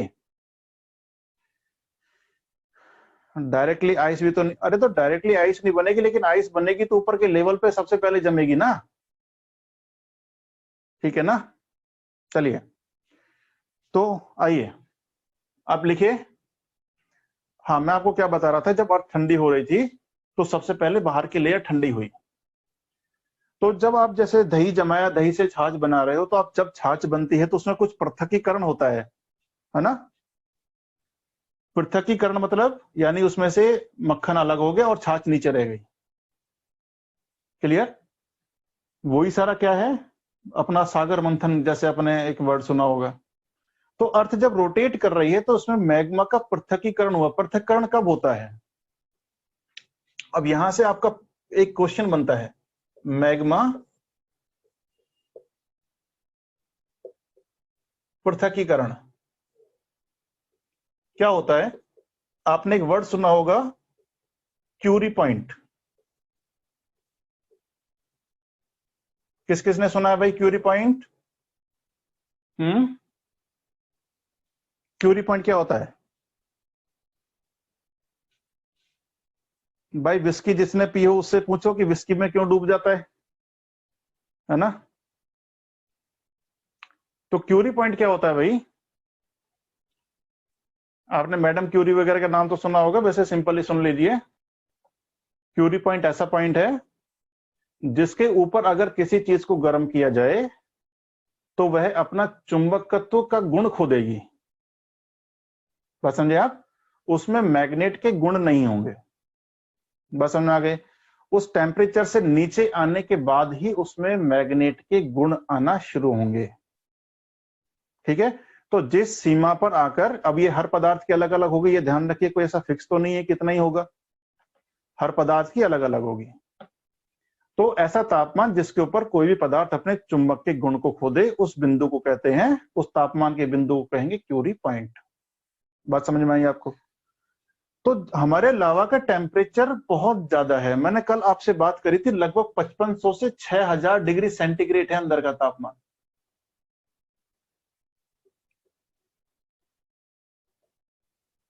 ठीक है, तो इस कंडीशन में कोई भी चीज ठोस नहीं रह सकती, लेकिन प्रेशर है, प्रेशर है तो ये प्लाज्मा की तरह बिहेव कर रहा है, बात समझ में आई। और जैसे जैसे इसका टेम्परेचर कम होता है, यानी अप्रोक्स मान लीजिए जब ये 600 डिग्री से कम चला जाएगा ऊपर लेयर में, यहां पर अंदर का तो जाएगा नहीं, लेकिन यहाँ पे जिस एरिया में 600 डिग्री से कम हो जाएगा, तो अब इसमें पृथक्कीकरण चालू होगा, हल्की चीजें ऊपर की ओर उठेंगी और भारी चीजें अब नीचे की ओर जाएंगी।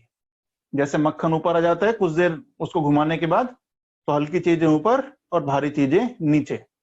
इस प्रक्रिया को कहा जाता है मैग्मा का पृथक्कीकरण होना। लेकिन इसके लिए अनिवार्य शर्त क्या है? लावा का तापमान 600 डिग्री से कम होना चाहिए, ज्यादा होगा तो नहीं होगा, ज्यादा होगा तो संवेद धाराएं चलेंगी, सारा कुछ मिला देंगे, ठीक है ना। लेकिन कम तापमान होगा तो उसके अंदर हल्की चीजें ऊपर और भारी चीजें नीचे। अब अगर हल्की चीजें ऊपर आई मान लीजिए, तो ऊपर आके जो क्रस्ट बनी है वो तो सारी हल्की चट्टाने हैं, ठीक है ना।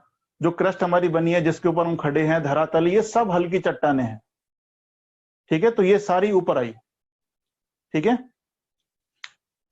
सर रॉक बेड कंडक्टर है तो पार्क के रॉक इतने हीट क्यों हो जाते हैं? अरे तो हीट आदान प्रदान थोड़ी हो रही है, रॉक ही तो गर्म हो रही है, रॉक ही तो गर्म हो रही है, लेकिन रॉक से नीचे तो नहीं आ रही है गर्मी। आपके घर है, आपके घर भी तो ऊपर छत पे एक रॉक डाली आपने, तो घर में कैसे आराम से एसी चला के बैठे हो आप, ठंडा है, या फिर आपका ऊपर जितना टेम्परेचर है नीचे नहीं है, क्योंकि रॉक्स क्या है, बेड कंडक्टर है। चलिए लिखिए, यदि मैग्मा का तापमान क्यूरी पॉइंट से ऊपर हो, यदि मैग्मा का तापमान क्यूरी पॉइंट से ऊपर हो,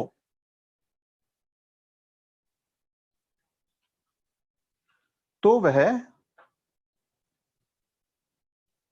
वह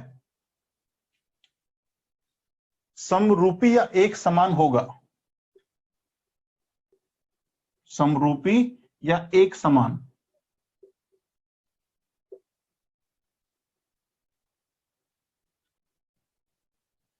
परंतु जब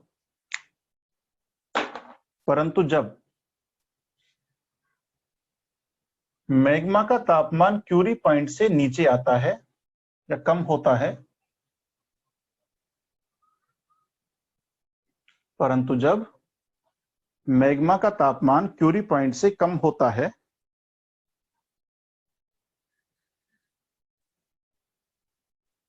तो मैग्मा में पृथक्कीकरण की प्रक्रिया शुरू होती है, तो मैग्मा में पृथक्कीकरण की प्रक्रिया शुरू होती है। क्लियर? इस प्रक्रिया में भारी पदार्थ नीचे की ओर बैठने लगते हैं,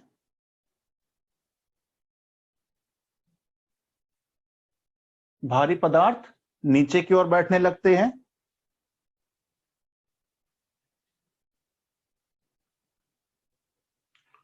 और हल्के पदार्थ ऊपर की ओर आने लगते हैं।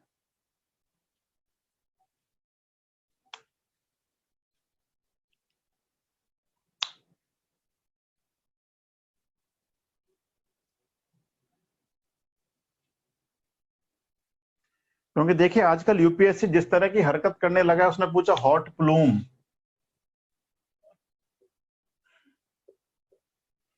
और मैं इसको 2012 से करा रहा हूं लगातार, लेकिन नहीं पूछा उसने, पूछा 2019 में, ठीक है ना। लेकिन इसको क्वेश्चन को तो करा रहे हैं 2012 से, बस समझ में आई। तो आपका जो पढ़ने का जो एडवांस तरीका चल रहा है, यानी कि आपको 5-6 साल आगे तक की चीजें बताई जा रही हैं, लेकिन वो करंट के साथ तो आप ही को जोड़ना पड़ेगा, ठीक है ना। तो क्या लिखा आपने, इसे क्या कहते हैं, मैग्मा का पृथक्कीकरण कहा जाता है, इसे मैग्मा का पृथक्कीकरण कहा जाता है।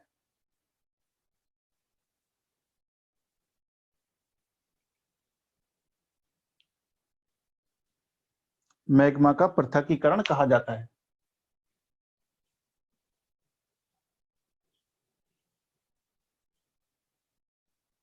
क्लियर? अब एक स्टार पॉइंट लगाओ। अब एक काम की बात सुनिए, एक ओलिविन नाम का खनिज होता है, ओलिविन, ठीक है। ये ओलिविन सभी चट्टानों में मुख्य पदार्थ होता है, यानी जिस भी चट्टान कोई बनेगी, कोई भी चट्टान हो इस दुनिया की, उस चट्टान में कोई अगर विशेषताएं हैं तो वो किसी और चीज की वजह से, लेकिन चट्टान का मेन चट्टान जो बनी हुई है वो किससे बनी है? ओलिविन खनिज। जैसे मान लीजिए आप अगर पिज्जा मंगाते हैं मार्केट से और पिज्जा पे टॉपिंग अलग हो जाएगी तो पिज्जा का मतलब भी अलग हो जाएगा कि वो वेज है या नॉन वेज है, एक्सेट्रा, या जो भी कुछ है, ठीक है। अरे यार हॉट प्लूम क्या है, जब आएगा तब बताएंगे, मैंने यहाँ बताया क्वेश्चन क्या है, ठीक है ना। अभी तुम इन पे ध्यान मत दो, जहां मैं समझा रहा हूं केवल ये चीज समझने की कोशिश करो। अदरवाइज कल मैं आपसे पूछूंगा डाउट तो ये तो आज समझ लोगे, लेकिन फिर यहां से फिर कहोगे सर ये ओलिविन बता दो, सर ओलिविन क्या है, ठीक है। तो आप लोग थोड़ा इस पे ही रहें। जो लोग अपना हैंड रेज कर रहे हैं वो मुझे चैट बॉक्स में कर सकते हैं, क्योंकि मैं यहाँ से आपकी लाइंस ओपन नहीं कर सकता, है ना, उससे डिस्टर्बेंस होगा, ठीक है। तो ओलिविन खनिज है, मैं आपसे कह रहा जैसे आप पिज्जा मंगवाते हैं तो पिज्जा पे टॉपिंग जब लगती है तो उसका मतलब चेंज हो जाएगा कि वो वेज है या नॉन वेज है, आपने जो भी टॉपिंग कराई, लेकिन जो मेन जो उसका बेस है वो तो एक ही चीज से बनेगा। क्लियर? अब किसी रॉक में गोल्ड है, किसी रॉक में आयरन है, किसी रॉक में कुछ है, किसी रॉक में कुछ है, तो वो तो उसके अंदर मिले हुए पदार्थ हैं, लेकिन मेन जो रॉक बनी है वो किससे बनती है? ओलिविन नाम के खनिज से बनती है, ठीक है। अब ओलिविन जो होता है,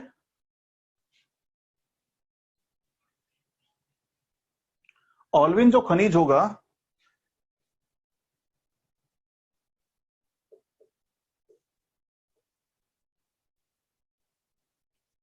ओलिविन जो खनिज आपका है ये सारी चट्टानों में है, तो नीचे वाली जो चट्टान है इनके अंदर क्या है? ओलिविन खनिज है, पूरा भरा हुआ है, तो इसे अपन क्या भी कहते हैं? बेसाल्ट। क्लियर? और इसकी वजह से इसका नेचर क्या होता है? क्षारीय। ये कैसी होंगी? क्षारीय किस्म की होंगी। प्रक्रिया को थोड़ा ध्यान से समझिए आप। ओलिविन का यूज भी होता है क्या? ओलिविन खनिज है भाई, इससे सारी चट्टानें बनी हुई हैं, ठीक है ना, क्या यूज करोगे इसका? तो नेचर है क्षारीय। अब देखिए जैसे जैसे लावा ऊपर उठेगा क्षारीय तत्व कम होना शुरू हो जाएंगे, जैसे जैसे लावा ऊपर उठेगा क्षारीय तत्व कम होना शुरू हो जाएंगे, और जब ऊपर निकलेगा तो ऊपर आने वाला जो लावा होता है वो होता है सिलिका प्रधान,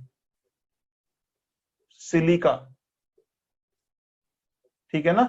उसमें मेजरली आपने, जैसे मैंने आपको कहा सियाल, नीचे मैंने बोला सीमा, तो क्या लिखा था? सिलिका, ठीक है। तो लावा जब ऊपर उठेगा तो वो अम्लीय प्रकृति का होना शुरू हो जाए, क्योंकि क्षारीय तत्व कम होना शुरू हो गए, ठीक है। यहाँ पे लेकिन एक चीज बहुत समझने वाली बात है, वो ये कि सिलिका का बढ़ने का मतलब ये नहीं कि वो अम्लीय हो गई है। अम्लीय का होना और सिलिका का बढ़ना दोनों अलग अलग चीजें हैं। ऐसा नहीं कि सिलिका के बढ़ने की वजह से चट्टानें अम्लीय हो जाती हैं, ऐसा नहीं होता। वो अम्लीय इसलिए हुई है क्योंकि क्षारीय तत्व कम हो गए। मानिए आप किसी क्लास में बैठे हैं और किसी क्लास में 80 बॉयज हैं और 20 गर्ल्स हैं। बॉयज एक एक उठ करके बाहर जाने लगे और एक टाइम आया कि 20 बॉयज हो गए, 20 गर्ल्स हो गई, लेकिन और बॉयज अब बाहर जाने लगे, अब 10 बॉयज हो गए, तो गर्ल्स ऑटोमेटिकली ज्यादा हो गई, ठीक है। तो क्षारीय तत्व तो बाहर से नहीं आए कहीं से भी, वो अम्लीयता तो नहीं आए, अम्लीयता तो इसमें भी है, लेकिन क्योंकि इसमें बेसाल्ट है इसके अंदर क्षारीय तत्व को दिखता है, तो चट्टाने कैसे? क्षार प्रदान। लेकिन जैसे जैसे वो ऊपर उठेगी क्षारीय तत्व कम होना शुरू हो जाएंगे और उसमें क्या बचा रह जाएगा? सिलिका, ठीक है। सिलिका की मात्रा बढ़ जाएगी और जब क्षार कम हो गए तो चट्टान कैसी होगी? अम्लीय। तो हमारे अर्थ पर क्रस्ट पे जितनी चट्टानें मिलती है सब कैसी है? अम्लीय, जो भी चट्टान मिलती है, ठीक है। तो ये सारी कैसी है? अम्लीय चट्टानें हैं। लिखिए,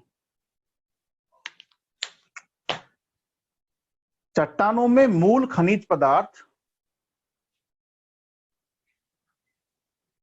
चट्टानों में मूल खनिज पदार्थ ऑल्विन है। यहां से देख लेना, ऑल्विन, जो कि सभी प्रकार की चट्टानों में पाया जाता है,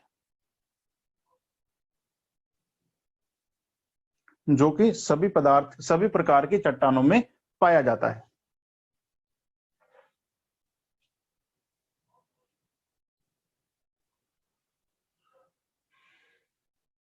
मेंटल या संपूर्ण मेंटल ऑल्विन खनिज का बना है।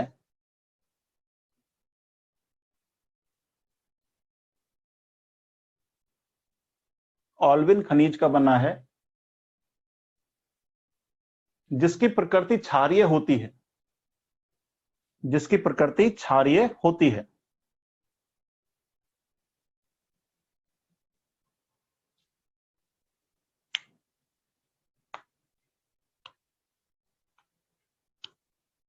जिसकी प्रकृति क्षारीय होती है।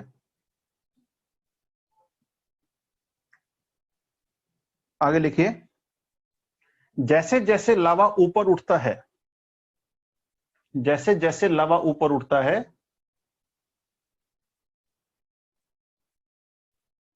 क्षारीय तत्वों की मात्रा घटने लगती है। क्षारीय तत्वों की मात्रा घटने लगती है।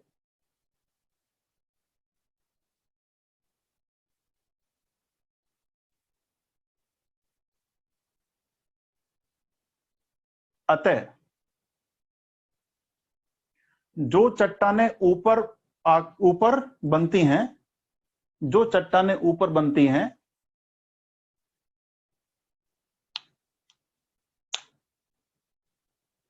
वे सभी अम्लीय प्रकार की होती हैं। वे सभी अम्लीय प्रकार की होती हैं।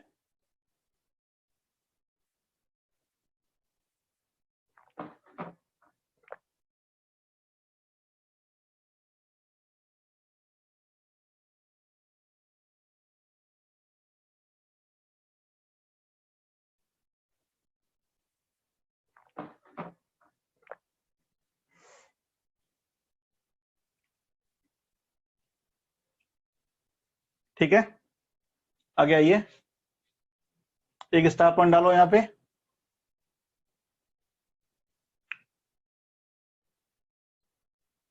लेकिन क्रस्ट की चट्टानें सिलिका प्रधान होती हैं।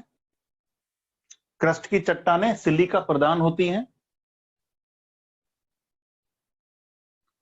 क्रस्ट की चट्टानें सिलिका प्रधान होती हैं, परंतु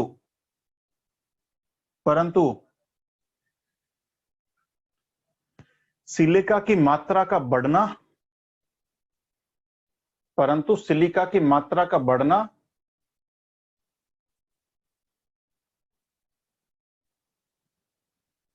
व चट्टानों का अम्लीय होना, वह चट्टानों का अम्लीय होना, दोनों में आपसी कोई संबंध नहीं है। दोनों में आपसी कोई संबंध नहीं है।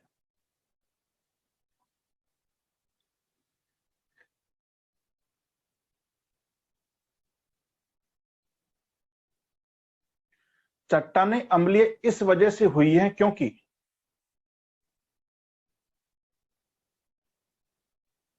चट्टानें अम्लीय इस वजह से हुई हैं क्योंकि क्षारीय तत्व कम हो गए हैं। क्षारीय तत्व कम हो गए हैं।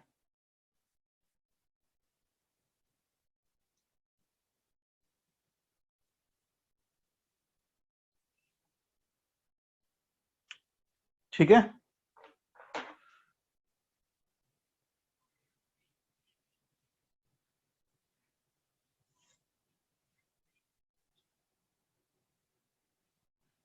अब लिखिए, पृथ्वी की आंतरिक संरचना के नवीन मत जो नए आजकल दिए गए हैं। नवीन मत कौन सा है जिसके अकॉर्डिंग हम पृथ्वी को पढ़ते हैं, और लास्ट में हम देखेंगे भूकंपीय तरंगों के आधार पर, क्योंकि विशेषताएं हम पढ़ चुके हैं। क्लियर?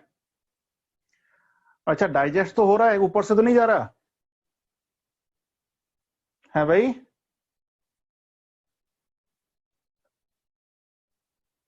अभी रिप्लाई नहीं आया किसी का भी?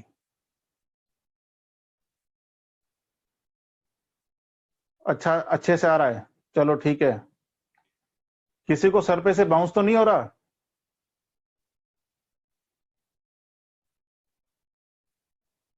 Thank you, thank you. चलिए, ऐसा पेशेंस बना के रखिए, क्योंकि आप लोग मुझे बस पेशेंस ही दे सकते हो अपना, बाकी तो चाणक्य को देना है जो भी देना है, बस समझिए ना।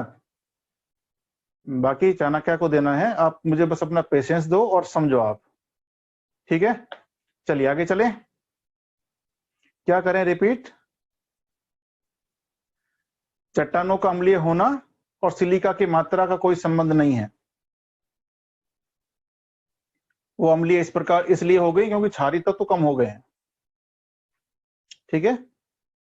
और किसी का कुछ कुछ समझ में आ रहा? सिलिका प्रधान या सिलिका प्रधान,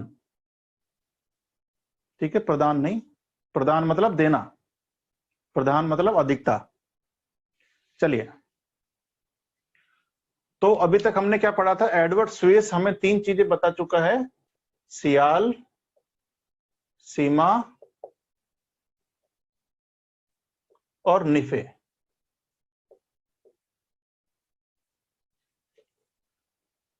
तो नया मत क्या कहता है इन्हें? Crust,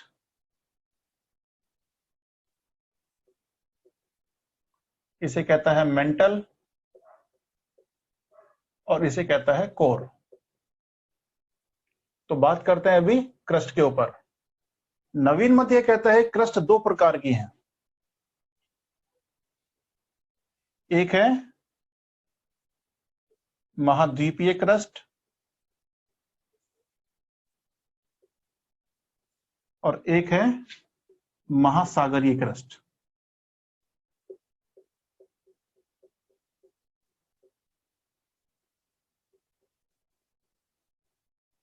clear? महाद्वीपीय जो क्रस्ट है ये औसत रूप से 0 से 35 किलोमीटर की है, और महासागरीय किसकी मोटाई कितनी है? लगभग 10 किलोमीटर की लगभग मोटाई है इसकी। लेकिन ये सबसे मोटी उस जगह पर है जहां पर माउंटेन्स हैं। इस क्रस्ट की मोटाई सबसे ज्यादा कहां है? जहां पर माउंटेन है। अब जैसे आपने मान लीजिए, सर इन सब में टॉपिक का क्या नाम दें? अभी पृथ्वी की आंतरिक संरचना ही चल रहा है, कोई टॉपिक देना ही नहीं है। टॉपिक खत्म होगा जब अपने आप पता चल जाएगा आपको। मतलब अब इतना सारा कल से पढ़ा रहे हैं, तभी से पता नहीं कौन से टॉपिक पढ़ाया जा रहा है। तभी मैं पूछ रहा हूं कि डाइजेस्ट हो रहा है कि नहीं, या थोड़ा सा नीचे आऊं मैं? बड़ा ना ऊंचाई पढ़ रहे हैं अपन अभी, या थोड़ा सा नीचे लेके आए टॉपिक को? चलिए, तो बात क्या है कि इसकी सबसे ज्यादा मोटाई कहां है? जहां पर माउंटेन्स हैं। जैसे कभी आपने गिलास में पानी से भरी है उस गिलास को, और इसके अंदर बर्फ डाली है, तो इस बर्फ का एक हिस्सा पानी के ऊपर होगा और 9 हिस्से इसके नीचे होंगे। बिल्कुल पानी के ऊपर नहीं तैरेगी, उसका एक पार्ट ऊपर होगा और 9 पार्ट इसके नीचे होंगे। क्लियर? यानी 1/9 के आसपास ये बैठेगा। क्लियर? तो जिस तरह से पानी के अंदर ये डूबा हुआ है, ऐसा ही अज्यूम किया जाता है कि माउंटेन के नीचे भी एक लंबी जड़ होगी जो कि नीचे डूबी हुई है। लेकिन वो 9 गुना है या नहीं है, इसके बारे में बहुत मतभेद हैं, लेकिन ये मान लिया गया है कि इतनी लंबी तो नहीं है, लेकिन नीचे डूबी हुई जरूर होगी। ठीक है? क्योंकि जैसे मान लीजिए अगर एवरेस्ट हो और इसकी ऊंचाई 8,850 या इसको 9 किलोमीटर मान लीजिए, तो नीचे अगर जाएंगे तो 81 किलोमीटर की जड़ होगी, और यहाँ टेम्परेचर इतना ज्यादा हो जाएगा पिघल जाएगी। इसका मतलब इतनी लंबी तो जड़ नहीं है, लेकिन जड़ है। तो ये पूरा क्या है? क्रस्ट, महाद्वीपीय क्रस्ट, हल्की चट्टाने हैं। और ये अपनी जगह पर बैलेंस क्यों है? ऐसा नहीं कि फेविकॉल का जोड़ है टूटेगा नहीं, ठीक है ना। ये इसलिए स्टेबल कंडीशन में क्योंकि इसकी जड़ काफी लंबी है माउंटेन्स की। जितना माउंटेन आपको ऊपर दिख रहा है, माउंटेन उतना ही नहीं है, माउंटेन गहराई में उसका कई गुना नीचे तक है। क्लियर? और नीचे चौड़ा भी होता जाता है, फिर बाद में कम होता है। दैट मीन्स वो सारा क्रस्ट है। क्लियर? कई बार आपने देखा होगा कि कभी अपन बोरिंग करवाते हैं तो बोरिंग में अपन कहते हैं 600 फीट पर अब पत्थर ही पत्थर निकल रहे हैं और कुछ नहीं निकल रहा। इसका मतलब पड़ोस में कहीं माउंटेन है और उसके पत्थर वहां तक नीचे तक उस आ गए हैं। क्लियर? तो यहाँ पे मोटी होगी, जहां पे पर्वत होंगे। लिखिए, लिखा तो कुछ नहीं ना आपने? लिखिए, क्रस्ट दो प्रकार की होती है, महाद्वीपीय क्रस्ट और महासागरीय क्रस्ट। क्रस्ट दो प्रकार की होती है, महाद्वीपीय क्रस्ट और महासागरीय क्रस्ट।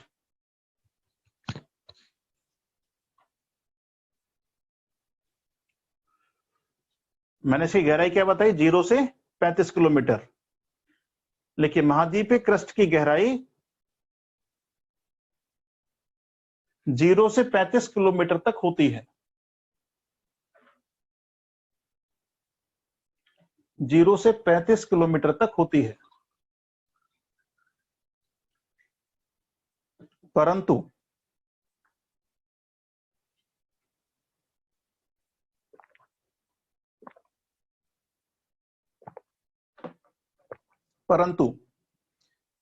यह वहां सबसे गहरी होती है या मोटी होती है जहां पर्वत होते हैं, जहां पर्वत होते हैं।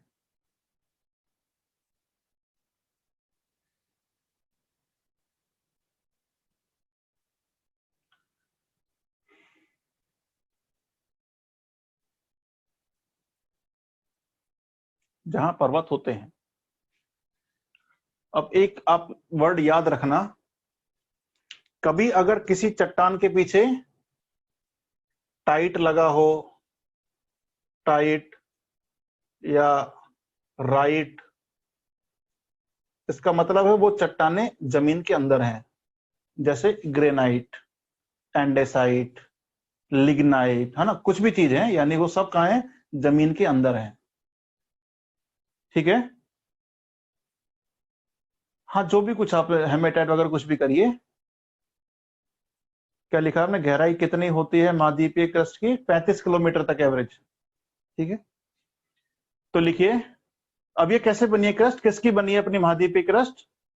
बनी है ग्रेनाइट, रायोलाइट, एंडेसाइट, नीस, इस प्रकार की चट्टानों की बनी है। ये सभी चट्टानें कौन सी है? अम्ल प्रधान है, अम्लीय चट्टानें हैं, क्योंकि इन सब में सिलिका ज्यादा है। ठीक है, तो लिखिए, महाद्वीपीय क्रस्ट ग्रेनाइट, ग्रेनाइट,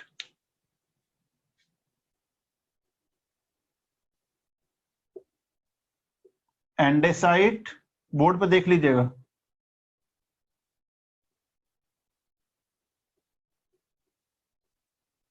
रायोलाइट, नीस,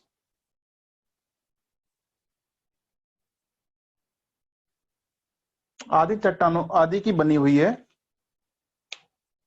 ये सभी अम्लीय प्रकार की चट्टानें हैं।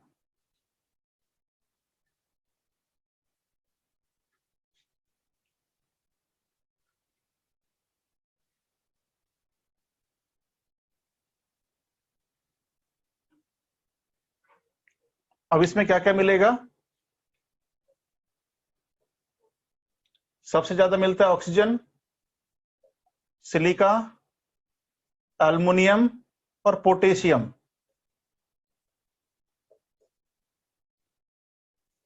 मैक्सिमम क्या मिलेगा? ऑक्सीजन, उसके बाद सिलिका, उसके बाद एल्युमिनियम और लास्ट में पोटेशियम। क्रस्ट में क्या क्या मिलेगा लिख लीजिए, ऑक्सीजन मिलेगा, सिलिका मिलेगा, एल्युमिनियम मिलेगा और पोटेशियम मिलेगा। क्लियर? इसीलिए इसको क्या कहते हैं? सियाल। सियाल।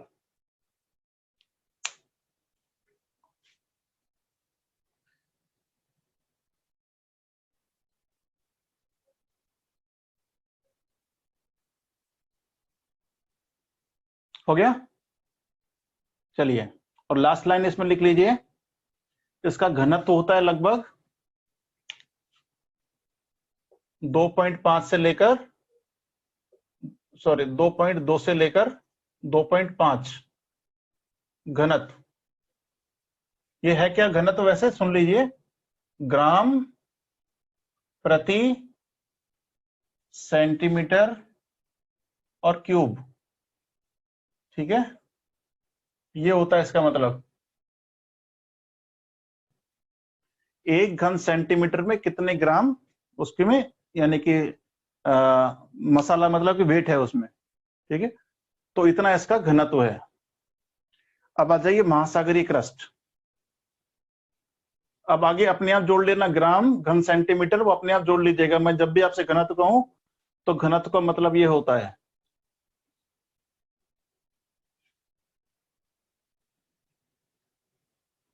आइए महासागरीय क्रस्ट, तो मैंने औसत रूप से बताया ये कितना है, 10 से 12 किलोमीटर मोटी एक लेयर है।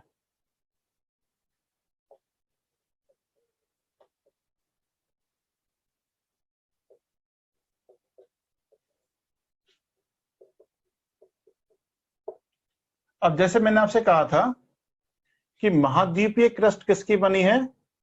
अम्लीय प्रधान चट्टानों की, या उसको कहिए सिलिका प्रधान।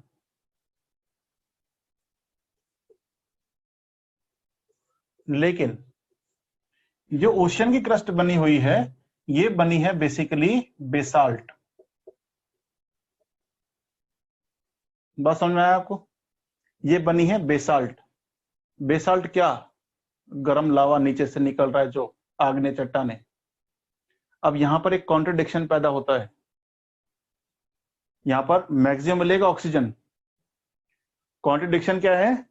आपको मैंने क्या कहा? क्रस्ट किसकी बनी है? सिलिका प्रधान चट्टानों की। और यहां पे मैं क्या कह रहा हूं? क्रस्ट किसकी बनी है? ये महाद्वीपीय क्रस्ट बेसाल्ट की। तो जहां पर कॉन्ट्रडिक्शन पैदा होता है, जहां पर मुद्दा बनता है कोई, वही आपका यूपीएससी का क्वेश्चन है। तो यूपीएससी क्या क्वेश्चन पूछेगी कि ये बेसाल्ट की क्यों बनी होती है, या यहीं से एक टॉपिक क्रिएट होता है, सागर तल का प्रसार।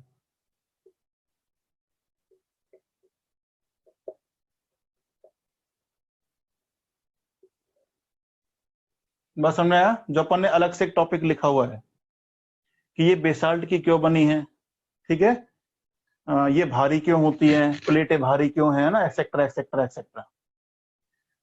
तो अपन मध्य सागरीय कटकों के बारे में बात करेंगे, सागर तल के प्रसारों के ऊपर बात करेंगे, हैरी हैस की संकल्पना देखेंगे क्या है, तो उस पर आगे चलेंगे। अभी आप केवल लिखो ये बेसाल्ट की बनी होती है, जो कि आग्नेय चट्टाने हैं। ये बेसाल्ट की बनी होती है जो कि आग्नेय चट्टाने हैं।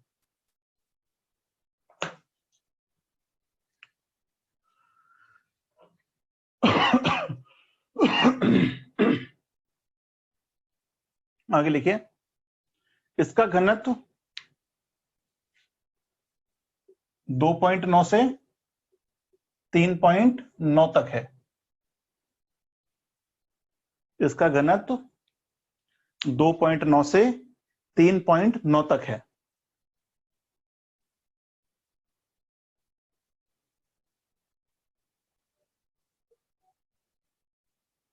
यह सभी महाद्वीपीय क्रस्टों के नीचे पाई जाती है। यह सभी महाद्वीपीय क्रस्टों के नीचे पाई जाती है, आधार में। महासागरीय क्रस्ट सभी महाद्वीपीय क्रस्टों के नीचे मिलेगी। महासागरों में तो मिलेगी मिलेगी, लेकिन जितने आपके महाद्वीप हैं उनके नीचे भी मिलेगी। क्लियर? अब दो क्रस्ट हो गई अपनी, एक हुई महाद्वीपीय क्रस्ट और दूसरी हुई महासागरीय क्रस्ट। तो अब दोनों की डेंसिटी में अंतर मैंने आपको बताया। ऊपर लास्ट कितना है? 2.5, और यहां पे कितना है? 2.9 से लेकर 3.9। तो जब भूकंप की तरंगे उत्पन्न हुई तो भूकंप की तरंगे यहां पे चलेंगी एक अलग स्पीड से, लेकिन जैसे ही वो महासागरीय क्रस्ट में अंदर एंटर करेगी उसकी स्पीड तेज हो जाएगी। और इसी विचलन के आधार पर इन दोनों को किसने बांटा? इसको बांटा कोनार्ड। और इसी के नाम से कोनार्ड असंबद्धता कहते हैं उस एरिया को जो कि अलग करता है महाद्वीपीय क्रस्ट और महासागरीय क्रस्ट को, जो असंबद्धता अलग करती है। असंबद्धता मतलब डिसकंटिन्यूटी। डिसकंटिन्यूटी क्या हुई? जहां से असंबद्धता मतलब जो स्पीड से तरंगे चल रही थी उससे या तो बढ़ गई हो या घट गई हो। कहीं भी आ सकता है, कहीं भी आ सकता है अर्थक्वेक, यहां भी आ सकता है, यहां भी आ सकता है, ठीक है ना। तो इसे क्या किसने ढूंढा? कोनार्ड। लिखिए, महा कॉन्टिनेंटल क्रस्ट कौन सी है? आग्नेय अवसादी। अवसादी है लेकिन नीचे बेस में आग्नेय है। लिखिए आप क्या लिखा रहा था मैं आपको? क्या? हाँ, महाद्वीपीय क्रस्ट और महासागरीय क्रस्ट। महाद्वीपीय क्रस्ट और महासागरीय क्रस्ट के बीच में कोनार्ड असंबद्धता पाई जाती है। कोनार्ड असंबद्धता पाई जाती है।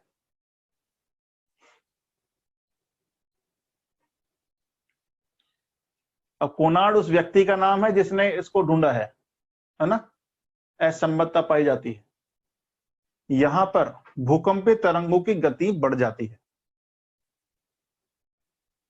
यहां पर भूकंपीय तरंगों की गति बढ़ जाती है।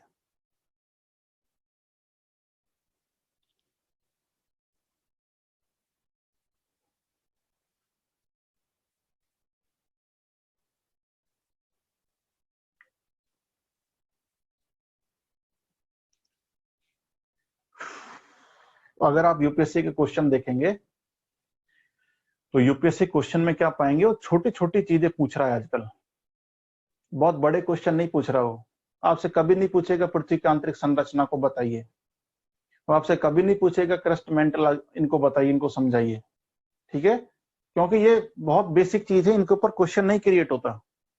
लेकिन वो क्या पूछेगा? आपसे पूछ लेगा, जैसे कल में अपन बात कर रहे थे डायनामो प्रभाव क्या है, टिप्पणी करें 10 नंबर का, ठीक है। ये क्या लिखा है आपने? महासागरीय क्या लिखा आपने? CHATTANE, मतलब क्या लिखा है आपने? अंकुश है महासागरीय चट्टाने। अच्छा, चट्टाने किस प्रकार की हैं? बेसाल्ट बिल्कुल ज्यादा होती है उस ओशन क्रस्ट में। या आपसे जैसे पूछो या मैग्मा पृथक्कीकरण की प्रक्रिया को समझाइए, पृथ्वी की बनावट में किस प्रकार आप इसको पाते हैं, या पृथ्वी की संरचना में किस प्रकार आप इसको देखते हैं, तो आपको ये समझाने पड़ेंगे। तो मेन जो मुद्दा है वो क्या है? पृथक्कीकरण। लेकिन पृथक्कीकरण की पहले की कंडीशन और बाद की कंडीशन, ठीक है, दोनों आपको समझानी पड़ेगी। क्लियर? सर ये बेसाल्ट, एक तो यार तुम स्पेलिंग ऐसे लिखते हो यार अजीत मीणा, क्या लिखा ये बेटाल्ट क्या लिखा है आपने? छोरिय है या एसिड? मैंने शुरू में कहा कि यार वो क्षारीय है, तुमने सुना नहीं, है ना। आगे लिखिए, और क्या लिखे आपने? लास्ट लाइन क्या लिखी थी भाई? भूकंपीय तरंगे शायद तेज हो जाती है, लिखा ना आपने।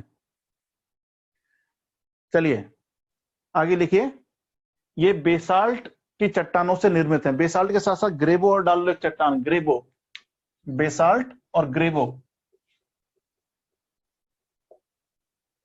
से निर्मित हैं। ये आग्नेय चट्टाने हैं, ये आग्नेय चट्टाने हैं।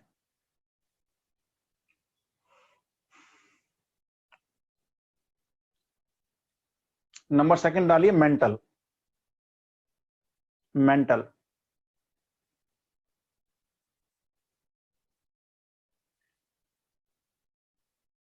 मेंटल डालिए और इसमें करिए। अब देखो मेंटल किस किस के बीच में संक्रमण करती है, ऊपर क्रस्ट और नीचे कोर, इन दोनों के बीच की ट्रांजिशन वाली बेल्ट है। लेकिन मैंने पहले आपको क्या बताया, वो किससे बनी, ऑल्विन नाम के खनिजों से बनी हुई है, सॉलिड चट्टाने हैं पूरी अंदर तक, ठीक है। तो सॉलिड चट्टाने हैं, लेकिन अंदर टेम्परेचर इतना बढ़ गया, कोर की चट्टाने थोड़े पिघल गई हैं। क्लियर? तो लिखिए, मेंटल एक संक्रमण की पेटी है, लास्ट लाइन, ग्रेबो, बेसाल्ट और ग्रेबो की चट्टानों से बनी हुई है। मेंटल एक संक्रमण परत है जो कि ऑल्विन नामक खनिज से बनी हुई है।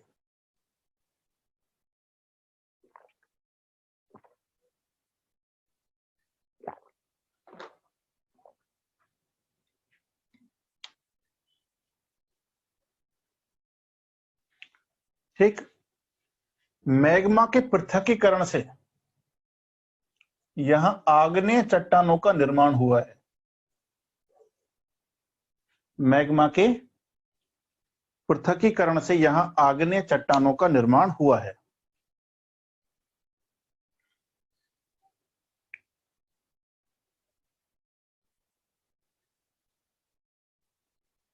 अगर कोई आपसे ये पूछता है, मान लीजिए कि पृथ्वी का औसत घनत्व क्या है पूरी का, क्रस्ट मेंटल कोर को छोड़ दीजिए, अगर औसत घनत्व पूछता है तो औसत घनत्व है लगभग 5 से लेकर 5.5, ये संपूर्ण पृथ्वी का औसत घनत्व है।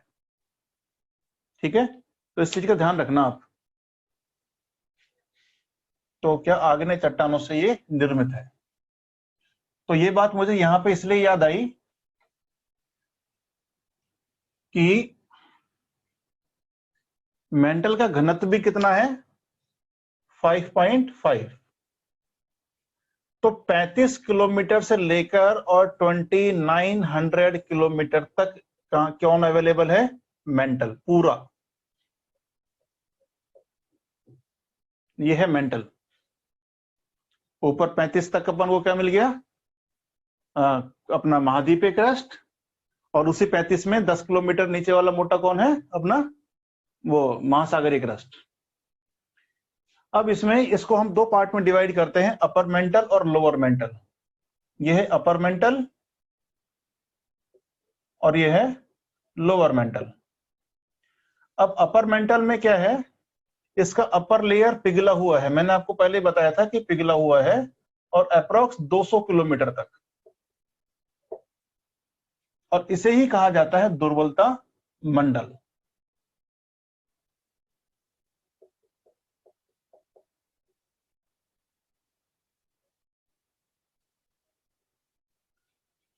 क्लियर?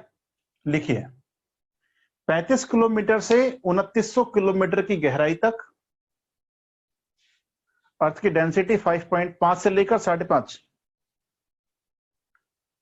देखिए, 35 किलोमीटर से 2900 किलोमीटर की गहराई तक मेंटल पाया जाता है।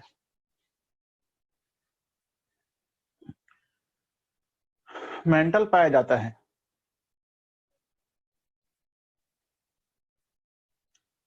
यहां का औसत घनत्व 5.5 है।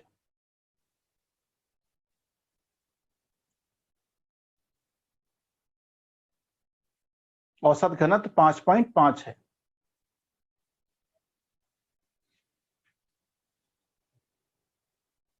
अब डालिए इसमें नंबर 1, अपर मेंटल यानी ऊपरी मेंटल।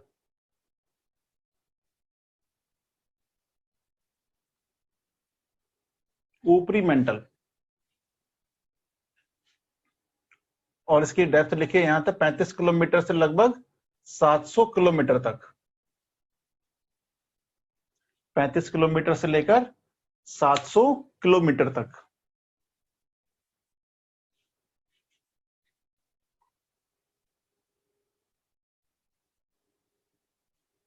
अब इसमें लिखिए, इस मेंटल का ऊपरी भाग, इस मेंटल का ऊपरी भाग लगभग 200 किलोमीटर तक पिघली हुई अवस्था में है। लगभग पिघली हुई अवस्था में है।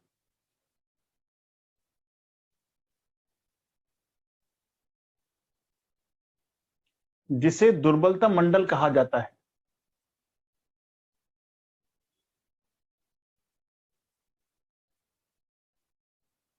जिसे दुर्बलता मंडल कहा जाता है।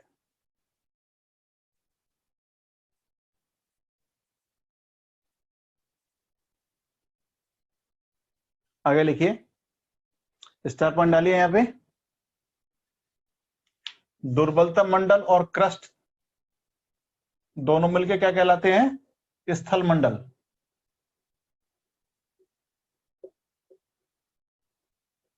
लिथोस्फेयर। दुर्बलता मंडल और क्रस्ट दोनों मिलकर क्या कहलाएंगे? स्थल मंडल।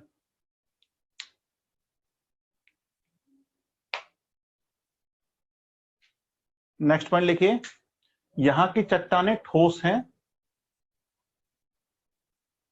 यहां की चट्टानें ठोस हैं।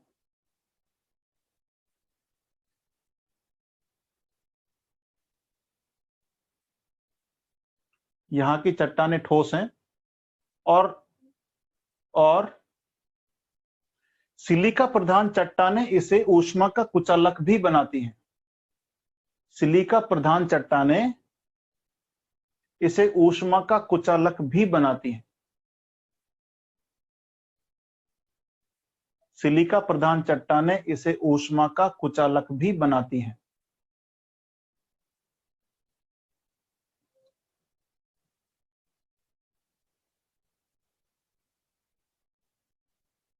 तो ऊष्मा कुचालक कौन है? स्थल मंडल, ये ध्यान रखना। स्थल मंडल ऊष्मा का कुचालक है। दुर्बलता मंडल और क्रस्ट दोनों मिलकर क्या कहलाए? स्थल मंडल। और सिलिका प्रधान चट्टान स्थल मंडल क्या बना रही? ऊष्मा का कुचालक। इसलिए इसलिए पृथ्वी के भीतर तापमान अधिक बना रहता है।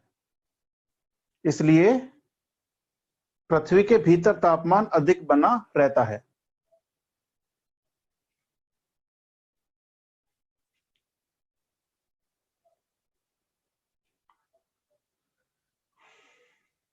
हो गया। अब देखो इस दुर्बलता मंडल में क्या होता है। इस दुर्बलता मंडल में मिलता है रेडियो एक्टिव मैटर्स। और रेडियो एक्टिव मैटर्स क्या है? जिनमें से अपने आप एनर्जी निकलती रहे, और निकलती रहेगा तो पूरा गर्म रहेगा, लेकिन इसके ऊपर तो उसके ऊपर क्या है? सिलिका प्रधान चट्टानें हैं, उसने सारी हीट रोकी हुई है। तो अंदर इसमें क्या चलती है? संवहनीय धाराएं, है ना?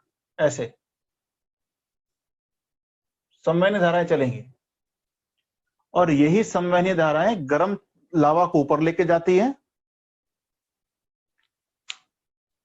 क्या लिखा आपने सर जी? कुचालक और सुचालक क्या होता है? सुचालक मतलब जिसमें से एनर्जी पास हो जाए, कुचालक मतलब जिसमें से ऊष्मा पास ना हो। ठीक है, तो इसमें क्या चलते हैं? संवहनीय धाराएं। अब यहीं पर हॉट प्लूम को समझिए आप। तो इस जो यहां से नीचे गर्म लावा है, ये ऊपर उठता है, और वो पृथ्वी की धरातल से टकराएगा ऊपर वाले से, क्योंकि अंदर पृथ्वी गोल है। पृथ्वी कैसी है अपनी? अंदर से कर्व है। तो यहां से जो ये जाएंगी, इस तरह से ये संवहनीय धाराएं मुड़ जाएंगी, और जो लावा इसके साथ ऊपर उठा है, ये लावा जो नीचे से ऊपर उठ रहा है, यही है हॉट प्लूम, गरम प्लूम। जो लावा ऊपर उठा है, तो हॉट प्लूम में क्या लिखना था हमें आंसर में? हमें आंसर में लिखना था हॉट प्लूम दुर्बलता मंडल में पाए जाते हैं।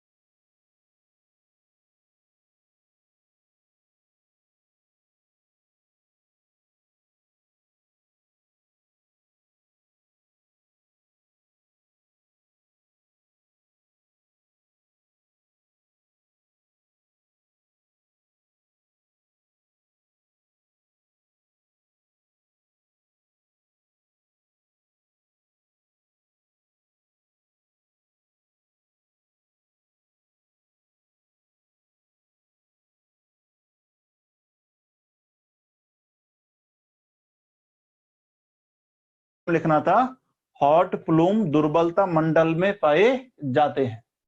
दुर्बलता मंडल क्रस्ट और मेंटल का संक्रमण क्षेत्र है। वहां रेडियो एक्टिव पदार्थ पाए जाते हैं जिनमें से ऊष्मा लगातार निकलती रहती है। नीचे का गर्म लावा क्रस्ट के नीचे ऊपर की ओर उठता है, उसे ही हॉट प्लूम कहा जाता है। बात समझ गए? तो जिसको अंडरस्टैंडिंग है कि जो गर्म लावा उठा है वो क्या है, हॉट प्लूम, और जो ठंडा लावा ऊपर से नीचे गया वो क्या है, कोल्ड प्लूम। सीधी सी बात, ठीक है। तो अब ये जो लावा ऊपर जाएगा, अब ऊपर ये क्या करेगा, जो गर्म लावा ऊपर गया ये धीरे धीरे इस क्रस्ट को पिघला रहा होगा और एक दिन ये क्रस्ट यहां से टूट जाएगी। बात समझ गए आप? ये गर्म लावा ऊपर उठेगा और ये क्रस्ट को पिघलाएगा, ठीक है। और ये एक दिन क्रस्ट को पिघला के यहां से क्या कर देगा, सेपरेट कर देगा। तो आपकी वही थ्योरी शुरू हो जाएगी, there was a Pangea, there was a super continent name is Pangea which is divided into two parts. One is Gondwana land, other is अंगारा लैंड। एक पेंजिया थी और वो टूट गई अचानक। तो क्यों टूटी वो टूटी इसकी वजह से। बस समझ में आई आपको? ये प्लेट टेक्टोनिक की वजह से, इतनी सारी प्लेटें क्यों हैं, ये कैसे बन गई, क्रस्ट कैसे टूटी हुई है, 7 बड़ी प्लेटें, 8 बड़ी प्लेटें और बाकी सभी माइनर प्लेटें क्यों हैं, इन सबके लिए जिम्मेदार कौन है, hot plume and cold plume. बात समझ में आया? या प्लेट टेक्टोनिक्स किस वजह से हो रही है, कोई रीजन क्या है उसके लिए, तो वो सभी क्या है, संवहनीय धाराएं। तो संवहनीय धाराएं कहां चल रही हैं, अपने दुर्बलता मंडल में। क्लियर? लिखिए यहां पर,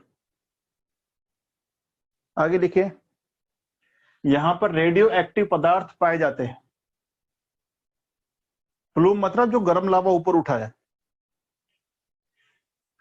यहां रेडियो एक्टिव पदार्थ पाए जाते हैं जिससे ऊर्जा का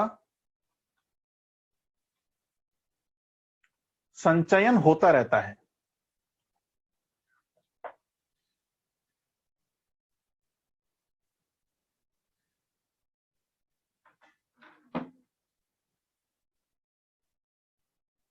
हेलो, हाँ 10 मिनट के बाद मुझे फोन कर, ठीक है। और फाइल आप वहां से निकाल लीजिए, फाइल रखी है ऑफिस में, जो मेरी डेस्क है उसके पास में रखी है, डेस्क पे रखी है, मतलब वो मेरा कंप्यूटर देख लीजिएगा, कीबोर्ड के ऊपर रखा है हमने। हाँ हाँ ठीक है, ठीक ठीक। आगे चलिए, क्या लिखा आपने, यहाँ पे ऊर्जा का संचयन होता रहता है जिससे यहाँ संवहनीय धाराओं का विकास होता है, जिससे यहां संवहनीय धारा का विकास होता है। ऊर्जा का संचयन,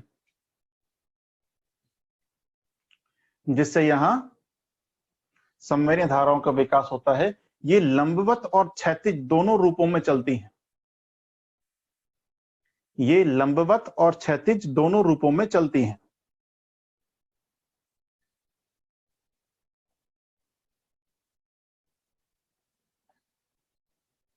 लंबवत जो लावा ऊपर की ओर इन धाराओं के साथ उठता है, लंबवत जो लावा इन धाराओं के साथ उठता है हॉट प्लूम कहलाता है।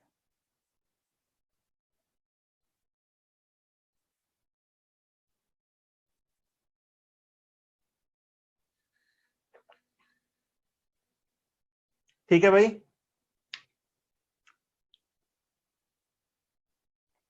तो यहां तक आपका हो गया। अब देखिए, कल जैसे कि अपनी बात हुई थी कि जब ज्वालामुखी फटते हैं तो लावा कहां से बाहर निकलता है, इसी एरिया से आता है ना। तो लास्ट लाइन लिख लीजिए आज की, लिख लीजिए, सामान्य रूप से ज्वालामुखी विस्फोटों में यही का लावा बाहर निकलता है।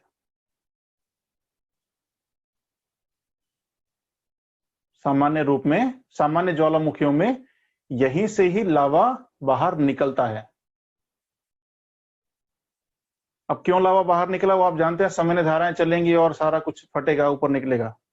ठीक है, इसलिए इस परत को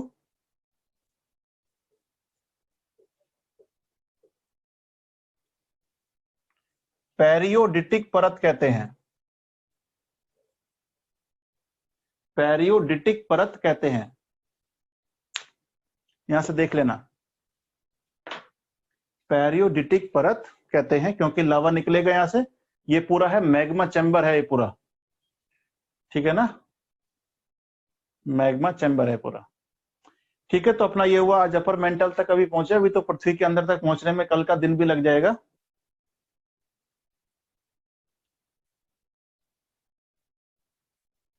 तो यही तो लिखा है। हाँ, पायरोडिटिक या पैरोडिटिक एक ही चीज है, ठीक है ना। तो अभी तो हमें पृथ्वी की आंतरिक संरचना को पढ़ने में शायद कल की क्लास भी लग जाए और परसों की आधी क्लास लग जाए। अभी बहुत हमें इसके अंदर कूदना है, पृथ्वी की आंतरिक संरचना में, ऐसे खत्म नहीं होगी। ठीक है, तो मिलते हैं कल के एपिसोड में। ठीक है, थैंक यू सो मच।